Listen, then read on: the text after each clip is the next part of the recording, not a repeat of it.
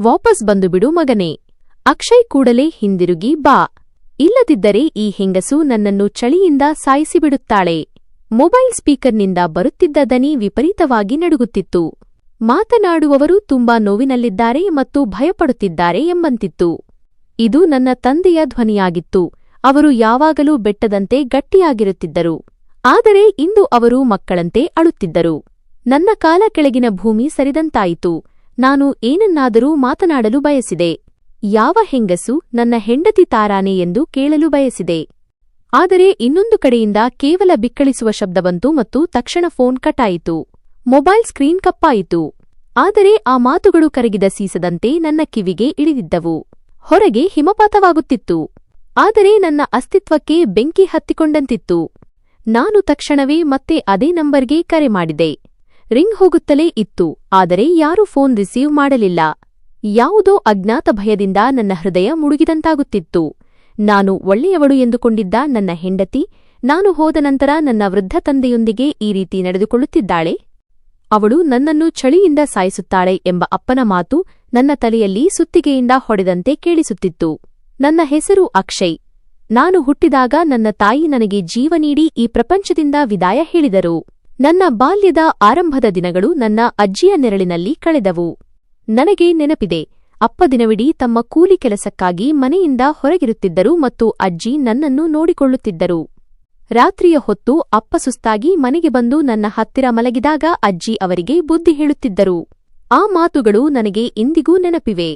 ಅಜ್ಜಿ ಹೇಳುತ್ತಿದ್ದರು, ಮಗನೇ ವಿವೇಕ್, ನೀನು ಇನ್ನೂ ಚಿಕ್ಕ ವಯಸ್ಸಿನವನು. ನನ್ನ ಮಾತು ಕೇಳು. ನೀನು 2ನೇ ಮದುವೆ ಮಾಡಿಕೋ. ನಾನೀಗ ಮುದುಕಿಯಾಗಿದ್ದೇನೆ. ನನ್ನಿಂದ ಇನ್ನು ಮನೆ ಮತ್ತು ಮಗುವಿನ ಜವಾಬ್ದಾರಿ ಹೊರಲಾಗುವುದಿಲ್ಲ. ನಾಳೆ ನಾನು ಸತ್ತರೆ ಈ ಮುಗ್ಧ ಮಗುವಿನ ಗತಿ ಏನಾಗುತ್ತದೆ? ಅಪ್ಪ ಯಾವಾಗಲೂ ಒಂದೇ ಉತ್ತರ ನೀಡುತ್ತಿದ್ದರು. ಅವರ ಧ್ವನಿಯಲ್ಲಿ ಒಂದು ವಿಚಿತ್ರ ಭಯವಿರುತ್ತಿತ್ತು. ಬೇಡ ಅಮ್ಮ, ನಾನು 2ನೇ ಮದುವೆ ಮಾಡಿಕೊಳ್ಳಲಾರೆ. ಮಲತಾಯಿ ಬಂದರೆ ನನ್ನ ಮಗನ ಜೊತೆ ಹೇಗೆ ನಡೆದುಕೊಳ್ಳುತ್ತಾಳೋ ಗೊತ್ತಿಲ್ಲ. ನಾನು ಪ್ರಪಂಚದಲ್ಲಿ ಮಲತಾಯಿಗಳ ಅನೇಕ ಕಥೆಗಳನ್ನು ಕೇಳಿದ್ದೇನೆ. ನಾನು ನನ್ನ ಕರುಳಿನ ಕುಡಿಯನ್ನು ಬೇರೆಯವರ ದಯೆಗೆ ಬಿಡಲಾರೆ. ನನ್ನ ಮಗನಿಗಾಗಿ ನಾನು ನನ್ನ ಇಡೀ ಜೀವನವನ್ನೇ ಮುಡಿಪಾಗಿಡುತ್ತೇನೆ. ಆದರೆ ಅವನನ್ನು ಯಾರಿಗೂ ಹಂಗಾಗಲು ಬಿಡುವುದಿಲ್ಲ. ಅಪ್ಪನ ಈ ನಿರ್ಧಾರ ಅಚಲವಾಗಿತ್ತು. ನನಗಾಗಿ ತಮ್ಮ ಯೌವನ, ಆಸೆ ಮತ್ತು ವಿಶ್ರಾಂತಿ ಎಲ್ಲವನ್ನೂ ತ್ಯಾಗ ಮಾಡಲು ಅವರು ತಯಾರಿದ್ದರು. ನಂತರ ಭಯಪಟ್ಟಿದ್ದೇ ಆಯಿತು. ನನಗೆ 8 ವರ್ಷವಿದ್ದಾಗ ಅಜ್ಜಿ ಕೂಡ ತೀರಿಕೊಂಡರು. ಈಗ ಮನೆಯಲ್ಲಿ ನಾನು ಮತ್ತು ನನ್ನ ಅಪ್ಪ ಇಬ್ಬರೇ ಉಳಿದಿದ್ದೆವು. ಅಪ್ಪನಿಗೆ ಇದು ತುಂಬಾ ಕಷ್ಟದ ಸಮಯವಾಗಿತ್ತು.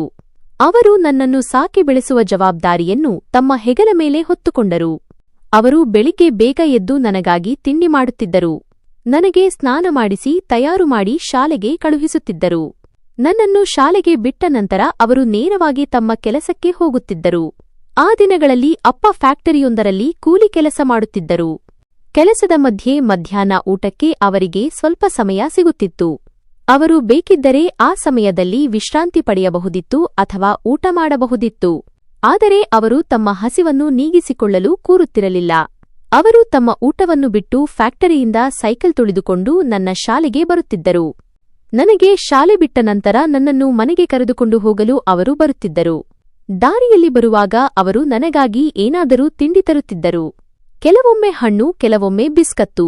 ಮನೆಯ ಬಾಗಿಲಿಗೆ ತಲುಪಿದಾಗ ಅವರು ನನ್ನನ್ನು ಒಳಗೆ ಕಳುಹಿಸಿ ಯಾವಾಗಲೂ ಒಂದೇ ಮಾತು ಹೇಳುತ್ತಿದ್ದರು. ಮಗನೇ ಅಕ್ಷಯ್, ಬಾಗಿಲನ್ನು ಚೆನ್ನಾಗಿ ಹಾಕಿಕೋ ಮತ್ತು ಒಳಗೆ ಇರು. ಯಾವುದೇ ಅಪರಿಚಿತರಿಗೆ ಬಾಗಿಲು ತೆಗೆಯಬೇಡ ಮತ್ತು ನಿನ್ನ ಬಗ್ಗೆ ತುಂಬಾ ಜಾಗ್ರತೆ ವಹಿಸು. ನಾನು ಸಂಜೆ ಬೇಗ ಬರುತ್ತೇನೆ. ಅವರು ಸಂಜೆ ಮನೆಗೆ ಬರುವವರೆಗೂ ಕೆಲಸದಲ್ಲಿಯೂ ಅವರಿಗೆ ನನ್ನದೇ ಚಿಂತೆ ಇರುತ್ತಿತ್ತು. ಅವರು ಪದೇ ಪದೇ ಗಡಿಯಾರ ನೋಡುತ್ತಿದ್ದರು. ನಂತರ ರಜೆ ಆದ ತಕ್ಷಣ ಅವರು ಓಡುತ್ತಾ ಮನೆಗೆ ಬರುತ್ತಿದ್ದರು. ನಾನು ಬಾಗಿಲ ಸೀಳಿನಿಂದ ಅವರ ದಾರಿಯನ್ನೇ ನೋಡುತ್ತಿರುತ್ತಿದ್ದೆ. ಅವರು ಬಂದ ತಕ್ಷಣ ನನ್ನನ್ನು ತಬ್ಬಿಕೊಳ್ಳುತ್ತಿದ್ದರು ಮತ್ತು ನಾನು ಊಟ ಮಾಡಿದ್ದೇನೆಯೇ ಇಲ್ಲವೇ ಎಂದು ಕೇಳುತ್ತಿದ್ದರು. ಅವರು ತಾವೇ ಹಸಿದಿದ್ದರೂ ನನ್ನ ಪ್ರತಿಯೊಂದು ಸಣ್ಣ ಅಗತ್ಯವನ್ನೂ ನೋಡಿಕೊಳ್ಳುತ್ತಿದ್ದರು. ಅವರ ಈ ತ್ಯಾಗಗಳನ್ನು ನೋಡಿ ನಾನು ವಯಸ್ಸಿಗಿಂತ ಮುಂಚೆಯೇ ದೊಡ್ಡವನಾದೆ. ನಾನು ಹಠಮಾರಿಯಾಗಿರಲಿಲ್ಲ, ಏಕೆಂದರೆ ನನ್ನ ತಂದೆ ನನಗಾಗಿ ತಮ್ಮ ರಕ್ತವನ್ನು ಬೆವರು ಮಾಡುತ್ತಿದ್ದಾರೆ ಎಂದು ನನಗೆ ತಿಳಿದಿತ್ತು. ನಾನು ದೊಡ್ಡವನಾದ ಮೇಲೆ ನನ್ನ ಅಪ್ಪನಿಗೆ ಪ್ರಪಂಚದ ಎಲ್ಲಾ ಸಂತೋಷಗಳನ್ನು ಕೊಡುತ್ತೇನೆ ಎಂದು ಆ ಕ್ಷಣವೇ ನಿರ್ಧರಿಸಿದ್ದೆ. ಕಾಲ ಕಳೆದಂತೆ ನಾನು ಆ ಎಲ್ಲ ವಿಷಯಗಳಿಗೆ ಹೊಂದಿಕೊಂಡೆ. ನನ್ನ ಆರೈಕೆ ಮಾಡಿಕೊಳ್ಳುವುದು ಮತ್ತು ಮನೆಯ ಜವಾಬ್ದಾರಿಗಳನ್ನು ನಾನು ಅರ್ಥಮಾಡಿಕೊಳ್ಳಲು ಪ್ರಾರಂಭಿಸಿದೆ. ಅಪ್ಪನ ಕಣ್ಣೆದುರೇ ಇರಬೇಕಾದ ಆ 8 ವರ್ಷದ ಮಗು ನಾನಾಗಿರಲಿಲ್ಲ. ನಾನು ಎಂಎವರೆಗೆ ಓದಿದೆ. ನಾನು ಮುಂದೆ ಓದಿ ದೊಡ್ಡ ಆಫೀಸರ್ ಆಗಬೇಕೆಂಬುದು ಅಪ್ಪನ ಆಸೆಯಾಗಿತ್ತು. ಆದರೆ ಅಪ್ಪನ ಸುಕ್ಕುಗಟ್ಟಿದ ಮುಖ ಮತ್ತು ದುರ್ಬಲ ಕೈಗಳು ಇನ್ನೂ ಕಷ್ಟಪಡುವುದನ್ನು ನೋಡಲು ನನ್ನಿಂದಾಗುತ್ತಿರಲಿಲ್ಲ. ಒಂದು ರಾತ್ರಿ ಊಟದ ನಂತರ ಅಪ್ಪ ಮಂಚದ ಮೇಲೆ ಕುಳಿತು ಹುಕ್ಕಾ ಸೇದುತ್ತಿದ್ದರು. ನಾನು ಅವರ ಹತ್ತಿರ ಹೋಗಿ ಕುಳಿತುಕೊಳ್ಳುವ ಧೈರ್ಯ ಮಾಡಿದೆ. ನನ್ನ ಮನಸ್ಸಿನಲ್ಲಿ ಬಿರುಗಾಳಿ ಇತ್ತು, ಆದರೆ ನಾಲಿಗೆಯ ಮೇಲೆ ಅದರ ಆಸೆ ಇತ್ತು. ನಾನು ಮೆಲ್ಲಗೆ, ಅಪ್ಪ, ನಾನು ನಿಮ್ಮೊಂದಿಗೆ ಒಂದು ಮುಖ್ಯವಾದ ವಿಷಯ ಮಾತನಾಡಬೇಕು ಎಂದೆ. ಅಪ್ಪ ಹುಕ್ಕಾದ ಕೊಳವೆಯನ್ನು ಪಕ್ಕಕ್ಕಿಟ್ಟು ಪ್ರೀತಿಯಿಂದ ನನ್ನ ಕಡೆ ನೋಡಿದರು. ಹೌದು ಮಗನೇ, ಹೇಳು. ಏನಾಯಿತು? ಯೂನಿವರ್ಸಿಟಿ ಅಡ್ಮಿಷನ್ಗೆ ಹಣ ಬೇಕೇ? ನಾನು ಇಲ್ಲ ಎಂದು ತಲೆ ಅಲ್ಲಾಡಿಸಿದೆ ಮತ್ತು ಅವರ ಕೈಗಳನ್ನು ನನ್ನ ಕೈಗಳಲ್ಲಿ ಹಿಡಿದುಕೊಂಡೆ. ಇಲ್ಲ ಅಪ್ಪ, ನಾನು ಇನ್ನೂ ಮುಂದೆ ಓದಲು ಬಯಸುವುದಿಲ್ಲ. ನೀವು ಈಗ ವಿಶ್ರಾಂತಿ ಪಡೆಯಬೇಕೆಂದು ನಾನು ಬಯಸುತ್ತೇನೆ. ನೀವು ನನಗಾಗಿ ತುಂಬಾ ಕಷ್ಟಪಟ್ಟಿದ್ದೀರಿ. ಈಗ ನಿಮ್ಮ ಎಲ್ಲಾ ಕಷ್ಟಗಳನ್ನು ದೂರ ಮಾಡುವುದು ನನ್ನ ಸರದಿ. ಅಪ್ಪನ ಹಣೆಯ ಮೇಲೆ ಚಿಂತೆ ಕಾಣಿಸಿಕೊಳ್ಳತೊಡಗಿತು. ಹಾಗಾದರೆ ಏನು ಮಾಡುತ್ತೀಯಾ? ಓದು ಅರ್ಧಕ್ಕೆ ಬಿಡುತ್ತೀಯಾ? ನಾನು ಹೇಳಿದೆ. ಅಪ್ಪ, ನಾನು ಹೊರಗೆ ಹೋಗಿ ಸಂಪಾದನೆ ಮಾಡಲು ನಿರ್ಧರಿಸಿದ್ದೇನೆ. ಶರ್ಮಾ ಅಂಕಲ್ ಅವರ ಮಗ ಕೂಡ ದುಬೈನಲ್ಲಿದ್ದಾನೆ. ಅಲ್ಲಿ ತುಂಬಾ ಕೆಲಸವಿದೆ ಎಂದು ಅವನು ಹೇಳಿದ್ದಾನೆ. ನಾನು ಅಲ್ಲಿ ಹೋಗಿ ಸಾಕಷ್ಟು ಹಣ ಸಂಪಾದಿಸುತ್ತೇನೆ. ನಾನು ನಿಮಗೆ ಪ್ರಪಂಚದ ಎಲ್ಲಾ ಸೌಕರ್ಯಗಳನ್ನು ಕೊಡುತ್ತೇನೆ. ಅಪ್ಪ ತಕ್ಷಣ ಎದ್ದು ನಿಂತರು. ಅವರ ಮುಖದಲ್ಲಿ ಭಯ ಮತ್ತು ಕೋಪದ ಲಕ್ಷಣಗಳಿದ್ದವು. ಇಲ್ಲ ಅಕ್ಷಯ್, ಖಂಡಿತವಾಗಿಯೂ ಇಲ್ಲ ಮಗನೇ. ನಾನು ನಿನ್ನನ್ನು ನನ್ನ ಕಣ್ಣಿನಿಂದ ದೂರ ಕಳುಹಿಸಲು ಬಯಸುವುದಿಲ್ಲ. ನನಗೆ ಸಂಪತ್ತು ಬೇಡ. ನನಗೆ ನನ್ನ ಮಗ ಬೇಕು. ಪರದೇಶದಲ್ಲಿ ಒಬ್ಬಂಟಿಯಾಗಿ ಹೇಗೆ ಇರುತ್ತೀಯಾ? ಅಲ್ಲಿ ನಮ್ಮವರು ಯಾರೂ ಇರುವುದಿಲ್ಲ. ನಾನು ಎದ್ದು ನಿಂತು ಅವರನ್ನು ಭುಜದಿಂದ ಹಿಡಿದು ಕೂರಿಸಿದೆ. ಅಪ್ಪ, ಹಠ ಮಾಡಬೇಡಿ. ಇಲ್ಲಿಯೇ ಇದ್ದು ನಾನು ಜೀವನಪೂರ್ತಿ ದುಡಿದರೂ ನಮ್ಮ ಸ್ವಂತ ಮನೆ ಕಟ್ಟಲು, ನೀವು ನೆಮ್ಮದಿಯಿಂದ ಇರಲು ಬೇಕಾದಷ್ಟು ಸಂಪಾದಿಸಲು ಸಾಧ್ಯವಿಲ್ಲ. ನಿಮ್ಮ ಬಳಿ ಇರುವ ಉಳಿತಾಯವನ್ನು ನನಗೆ ಕೊಡಿ. ಕೆಲವು ವರ್ಷಗಳಲ್ಲಿ ಎಲ್ಲವನ್ನೂ ಬದಲಾಯಿಸುತ್ತೇನೆ ಎಂದು ನಾನು ಮಾತು ಕೊಡುತ್ತೇನೆ. ಮುಂದಿನ ಕೆಲವು ದಿನಗಳ ಕಾಲ ನಮ್ಮ ಮನೆಯಲ್ಲಿ ಇದೇ ವಾದ ನಡೆಯುತ್ತಿತ್ತು. ಅಪ್ಪ ನನ್ನನ್ನು ಹೊರಗೆ ಕಳುಹಿಸಲು ತಯಾರಿರಲಿಲ್ಲ. ಆದರೆ ನಾನು ಊಟ ಬಿಟ್ಟಿದ್ದೆ. ಕೊನೆಗೂ ನನ್ನ ಹಠ ಮತ್ತು ನನ್ನ ಉಜ್ವಲ ಭವಿಷ್ಯಕ್ಕಾಗಿ ಅವರು ಸೋರೊಪ್ಪಿಕೊಂಡರು. ನಾನು ಹೋಗುವ ದಿನ ಅಪ್ಪನ ಸ್ಥಿತಿ ನೋಡುವಂತಿತ್ತು. ಅವರು ತಮ್ಮ ಜೀವಮಾನದ ಸಂಪಾದನೆಯನ್ನು ನನ್ನ ಕೈಯಲ್ಲಿ ಇಟ್ಟಿದ್ದರು. ಇದು ಅವರು ನನ್ನ ಮದುವೆ ಮತ್ತು ನನ್ನ ಭವಿಷ್ಯಕ್ಕಾಗಿ ಕೂಡಿಸಿಟ್ಟಿದ್ದ ಹಣವಾಗಿತ್ತು. ಅಪ್ಪ ಅಳುತ್ತಾ ನನ್ನನ್ನು ಅಪ್ಪಿಕೊಂಡು ಹೇಳಿದರು, ಅಕ್ಷಯ್, ಹೋಗುತ್ತಿದ್ದೀಯಾ? ಆದರೆ ಒಂದು ಮಾತು ನೆನಪಿಡು, ಅಲ್ಲಿ ಹೋಗಿ ನನ್ನನ್ನು ಮರೆಯಬೇಡ. ನೀನೇ ನನ್ನ ಇಡೀ ಪ್ರಪಂಚ. ಪ್ರತಿದಿನ ನನಗೆ ಫೋನ್ ಮಾಡು ಮತ್ತು ನಿನ್ನ ಬಗ್ಗೆ ತುಂಬಾ ಜಾಗ್ರತೆ ವಹಿಸು. ನಾನು ಅವರ ಕಣ್ಣೀರು ಒರೆಸಿ ನಗುತ್ತಾ ಹೇಳಿದೆ, ಅಪ್ಪ, ನೀವು ಚಿಂತಿಸಬೇಡಿ. ನಾನು ನಿಮಗಾಗಿ ತುಂಬಾ ಬೇಗನೆ ರಾಶಿ ಸಂತೋಷವನ್ನು ತರುತ್ತೇನೆ. ನಾನು ವಿದೇಶಕ್ಕೆ ಹೋದೆ. ಅಲ್ಲಿನ ಜೀವನ ಸುಲಭವಾಗಿರಲಿಲ್ಲ. ಕಠಿಣ ಪರಿಶ್ರಮ ಮತ್ತು ಹಗಲಿರುಳು ದುಡಿಯುವುದು ನನ್ನ ಹಣೆಬರಹವಾಯಿತು. ಆದರೆ ಸಂಬಳ ಸಿಕ್ಕಾಗ ಮತ್ತು ನಾನು ಮನೆಗೆ ಹಣ ಕಳುಹಿಸಿದಾಗ ಎಲ್ಲಾ ಆಯಾಸವೂ ಮಾಯವಾಗುತ್ತಿತ್ತು. ಅಪ್ಪನಿಗೆ ಪ್ರತಿದಿನ ಬೆಳಿಗ್ಗೆ ಮತ್ತು ಸಂಜೆ ಫೋನ್ ಮಾಡುತ್ತಿದ್ದೆ. ಅವರ ಧ್ವನಿ ಕೇಳಿ ನನಗೆ ನೆಮ್ಮದಿ ಸಿಗುತ್ತಿತ್ತು. ಇದೇ ರೀತಿ 2 ವರ್ಷಗಳು ಕಳೆದು ಹೋದವು. ನಾನು ಹಿಂತಿರುಗಿದಾಗ ಬಹಳಷ್ಟು ಬದಲಾಗಿತ್ತು. ನಾನು ಹಳ್ಳಿಯಲ್ಲಿ ಒಂದು ಸುಂದರವಾದ ಮನೆಯನ್ನು ಕಟ್ಟಿಸಿದ್ದೆ. ಅಪ್ಪ ಈಗ ಕೆಲಸ ಮಾಡುತ್ತಿರಲಿಲ್ಲ. ಬದಲಿಗೆ ಮನೆಯಲ್ಲಿ ಆರಾಮವಾಗಿ ಇರುತ್ತಿದ್ದರು. ನೀವು ಯಾವುದೇ ಕೆಲಸ ಮಾಡಬೇಡಿ ಎಂದು ನಾನು ಅವರಿಗೆ ಹೇಳಿದ್ದೆ, ಏಕೆಂದರೆ ಈಗ ಅವರ ಮಗ ಸಂಪಾದಿಸುತ್ತಿದ್ದನು. ನನ್ನ ಬಳಿ ಈಗ ಉತ್ತಮ ಬ್ಯಾಂಕ್ ಬ್ಯಾಲೆನ್ಸ್ ಇತ್ತು ಮತ್ತು ವಾಸಿಸಲು ಉತ್ತಮ ಮನೆಯಿತ್ತು. ಅಪ್ಪನ ಕಣ್ಣಲ್ಲಿ ನನ್ನ ಬಗ್ಗೆ ಹೆಮ್ಮೆ ಸ್ಪಷ್ಟವಾಗಿ ಕಾಣುತ್ತಿತ್ತು. ಒಂದು ಸಂಜೆ ನಾವು ಹಾಲಿನಲ್ಲಿ ಕುಳಿತು ಚಹಾ ಕುಡಿಯುತ್ತಿದ್ದಾಗ ಅಪ್ಪ ನಗುತ್ತಾ ಹೇಳಿದರು, ಮಗನೇ, ಮನೆ ಕಟ್ಟಿಯಾಯಿತು. ಈಗ ಅದನ್ನು ಬೆಳಗುವವಳ ಅವಶ್ಯಕತೆಯಿದೆ. ನಾನು ನಿನಗೆ ಮದುವೆ ಮಾಡಲು ಬಯಸುತ್ತೇನೆ. ಮನೆಗೆ ಸೊಸೆ ಬಂದರೆ ಮನೆಯಲ್ಲಿ ಕಳೆ ಬರುತ್ತದೆ ಮತ್ತು ನನ್ನ ಮತ್ತು ನಿನ್ನ ಆರೈಕೆ ಮಾಡಲು ಯಾರಾದರೂ ಇರುತ್ತಾರೆ. ನಾನು ನಗುತ್ತಾ ತಲೆ ತಗ್ಗಿಸಿದೆ. ನಿಮ್ಮ ಇಷ್ಟ ಅಪ್ಪ. ನೀವು ಎಲ್ಲಿ ಹೇಳುತ್ತೀರೋ ಅಲ್ಲಿ ನಾನು ಮದುವೆಯಾಗುತ್ತೇನೆ. ಅಪ್ಪನಿಗೆ ನನ್ನ ಮದುವೆಯ ಚಿಂತೆ ಶುರುವಾಗಿತ್ತು. ಅವರು ನನಗಾಗಿ ಸಂಬಂಧ ಹುಡುಕಲು ಪ್ರಾರಂಭಿಸಿದರು. ಸ್ವಲ್ಪ ಸಮಯದಲ್ಲೇ ಅವರು ಒಂದು ಸಭ್ಯ ಕುಟುಂಬದ ಹುಡುಗಿಯನ್ನು ಇಷ್ಟಪಟ್ಟು ನನ್ನ ಮದುವೆ ನಿಶ್ಚಯಿಸಿದರು. ಅಪ್ಪ ಸಂತೋಷವಾಗಿದ್ದಾರೆ ಎಂಬುದು ನನಗೆ ಖುಷಿ ತಂದಿತ್ತು. ಈ ಮದುವೆ ನನ್ನ ಜೀವನದಲ್ಲಿ ಏನು ಬದಲಾವಣೆ ತರುತ್ತದೆ ಎಂದು ನನಗೆ ತಿಳಿದಿರಲಿಲ್ಲ. ಆದರೆ ಆ ಸಮಯದಲ್ಲಿ ಎಲ್ಲವೂ ತುಂಬಾ ಶಾಂತಿಯುತವಾಗಿತ್ತು. ಮದುವೆಯ ತಯಾರಿ ಜೋರಾಗಿ ನಡೆಯಿತು ಮತ್ತು ನಾನು ಹೊಸ ಜೀವನದ ಹೊಸ್ತಿಲಲ್ಲಿ ಕಾಲಿಡಲಿದ್ದೆ. ಆ ಕಾಯುತ್ತಿದ್ದ ದಿನವೂ ಬಂದಿತು. ಮದುವೆಯ ಸಂಭ್ರಮ ಮುಗಿದಿತ್ತು ಮತ್ತು ಅತಿಥಿಗಳು ಹೋಗಿದ್ದರು. ಕೋಣೆಯಲ್ಲಿ ಮೌನವಿತ್ತು, ಆದರೆ ನನ್ನ ಮನಸ್ಸಿನಲ್ಲಿ ವಿಚಿತ್ರವಾದ ಅಲೆ ಎದ್ದಿತ್ತು. ಇದು ನನ್ನ ಜೀವನದ ಹೊಸ ತಿರುವು ಮತ್ತು ಈ ಹೊಸ ತಿರುವಿನಲ್ಲಿ ನನ್ನ ತಂದೆಯ ಸ್ಥಾನ ಯಾವುದರಲ್ಲೂ ಕಡಿಮೆಯಾಗದಂತೆ ನೋಡಿಕೊಳ್ಳಬೇಕೆಂದು ನನಗೆ ನಾನೇ ಹೇಳಿಕೊಂಡೆ. ನಾನು ಕೋಣೆಯ ಬಾಗಿಲು ಮುಚ್ಚಿ ತಾರಾಳ ಹತ್ತಿರ ಹೋಗಿ ಕುಳಿತೆ. ಅವಳು ಮದುವೆಯ ಉಡುಪಿನಲ್ಲಿ ಮುದುಡಿ ಕುಳಿತಿದ್ದಳು ಮತ್ತು ಮುಖ ಮುಚ್ಚಿಕೊಂಡು ಮೌನವಾಗಿದ್ದಳು. ನಾನು ಮೆಲ್ಲಗೆ ತಾರಾ ಎಂದೆ. ಅವಳು ತನ್ನ ಮುಖವನ್ನು ಮೇಲಕ್ಕೆತ್ತಿದಳು. ಅವಳ ಕಣ್ಣಲ್ಲಿ ನಾಚಿಕೆ ಮತ್ತು ಗಾಬರಿ ಎರಡೂ ಇದ್ದವು. ನಾನು ಗಂಭೀರವಾಗಿ ಮಾತನಾಡಲು ಪ್ರಾರಂಭಿಸಿದೆ. ನೋಡು ತಾರಾ, ಇಂದು ನೀನು ಈ ಮನೆಗೆ ಬಂದಿದ್ದೀಯಾ ಮತ್ತು ಈ ಮನೆ ಈಗ ನಿನ್ನದು. ಆದರೆ ನಾನು ನಿನ್ನಲ್ಲಿ ಒಂದು ಮಾತನ್ನು ತುಂಬಾ ಸ್ಪಷ್ಟವಾಗಿ ಹೇಳಲು ಬಯಸುತ್ತೇನೆ. ನೀನು ಈ ಮಾತನ್ನು ಗಟ್ಟಿಯಾಗಿ ನೆನಪಿಟ್ಟುಕೊಳ್ಳಬೇಕೆಂದು ನಾನು ಬಯಸುತ್ತೇನೆ. ತಾರಾ ಪ್ರಶ್ನಾರ್ಥಕ ದೃಷ್ಟಿಯಿಂದ ನನ್ನ ಕಡೆ ನೋಡಿ, ಹೇಳಿ, ನಾನು ಕೇಳುತ್ತಿದ್ದೇನೆ ಎಂದಳು. ನಾನು ದೀರ್ಘವಾಗಿ ಉಸಿರು ತೆಗೆದುಕೊಂಡು ನನ್ನ ಮನದಾಳದ ಮಾತನ್ನು ಹೇಳಿದೆ. ನಾನು ನನ್ನ ತಂದೆಯನ್ನು ತುಂಬಾ ಪ್ರೀತಿಸುತ್ತೇನೆ. ನಾನು ಹುಟ್ಟಿದಾಗ ನನ್ನ ತಾಯಿ ಈ ಪ್ರಪಂಚದಿಂದ ಹೋಗಿದ್ದರು. ನನಗೆ ತಾಯಿಯ ಪ್ರೀತಿ ಸಿಗಲಿಲ್ಲ. ನನ್ನ ತಂದೆ ನನಗೆ ತಾಯಿ ಮತ್ತು ತಂದೆ ಇಬ್ಬರ ಪ್ರೀತಿಯನ್ನು ನೀಡಿದ್ದಾರೆ. ನನಗೆ ಯಾವ ಕೊರತೆಯೂ ಬಾರದಂತೆ ಅವರು ತಮ್ಮ ಯೌವನ, ತಮ್ಮ ನೆಮ್ಮದಿ ಮತ್ತು ತಮ್ಮ ಸಂತೋಷಗಳನ್ನು ತ್ಯಾಗ ಮಾಡಿದ್ದಾರೆ. ನನ್ನ ಧ್ವನಿಯಲ್ಲಿ ತೇವಾಂಶವಿತ್ತು. ನಾನು ನನ್ನ ಮಾತನ್ನು ಮುಂದುವರಿಸಿದೆ. ಇಂದು ನಾನು ಈ ಸ್ಥಾನದಲ್ಲಿದ್ದರೆ, ಈ ಮನೆ, ಈ ಗೌರವ, ಇದೆಲ್ಲವೂ ಅವರ ಪರಿಶ್ರಮ ಮತ್ತು ತ್ಯಾಗದ ಫಲ. ಅವರು ಎರಡನೇ ಮದುವೆ ಮಾಡಿಕೊಳ್ಳದಿರಲು ಕಾರಣ ಮಲತಾಯಿ ನನ್ನೊಂದಿಗೆ ಕೆಟ್ಟದಾಗಿ ನಡೆದುಕೊಳ್ಳಬಹುದು ಎಂಬ ಭಯದಿಂದ. ಆದ್ದರಿಂದ ನಾನು ನಿನ್ನೊಂದಿಗೆ ಸಂತೋಷವಾಗಿರಲು ಮತ್ತು ನಮ್ಮ ಸಂಬಂಧ ಸುಂದರವಾಗಿರಲು ನೀನು ಬಯಸುವುದಾದರೆ ನೀನು ಕೇವಲ ಒಂದು ಕೆಲಸ ಮಾಡಬೇಕು. ತಾರಾ ನನ್ನ ಕೈ ಹಿಡಿದು ತುಂಬಾ ಮೃದುವಾದ ಧ್ವನಿಯಲ್ಲಿ ಹೇಳಿದಳು. ನೀವು ಏನು ಹೇಳಲು ಬಯಸುತ್ತೀರಿ ಎಂದು ನನಗೆ ಅರ್ಥವಾಗುತ್ತಿದೆ. ನಾನು ಅಪ್ಪಾಜಿಯನ್ನು ತುಂಬಾ ಚೆನ್ನಾಗಿ ನೋಡಿಕೊಳ್ಳಬೇಕು ಎಂದು ನೀವು ಬಯಸುತ್ತೀರಿ, ಹೌದಲ್ವಾ? ನಾನು ಹೌದು ಎಂದು ತಲೆ ಅಲ್ಲಾಡಿಸಿದೆ. ಹೌದು, ನೀನು ಈ ಮನೆಯಲ್ಲಿ ಸೊಸೆಯಾಗಿ ಅಲ್ಲ, ಅವರ ಮಗಳಾಗಿ ಇರಬೇಕು. ಮದುವೆಯ ನಂತರ ತಮ್ಮ ಮಗ ಬದಲಾಗಿದ್ದಾನೆ ಅಥವಾ ಅವರ ಪ್ರಾಮುಖ್ಯತೆ ಕಡಿಮೆಯಾಗಿದೆ ಎಂದು ಅವರಿಗೆ ಎಂದಿಗೂ ಅನ್ನಿಸಬಾರದು. ನನಗಿಂತ ನನ್ನ ಸಂತೋಷಕ್ಕಿಂತ ಅವರ ವಿಶ್ರಾಂತಿ ಮುಖ್ಯ.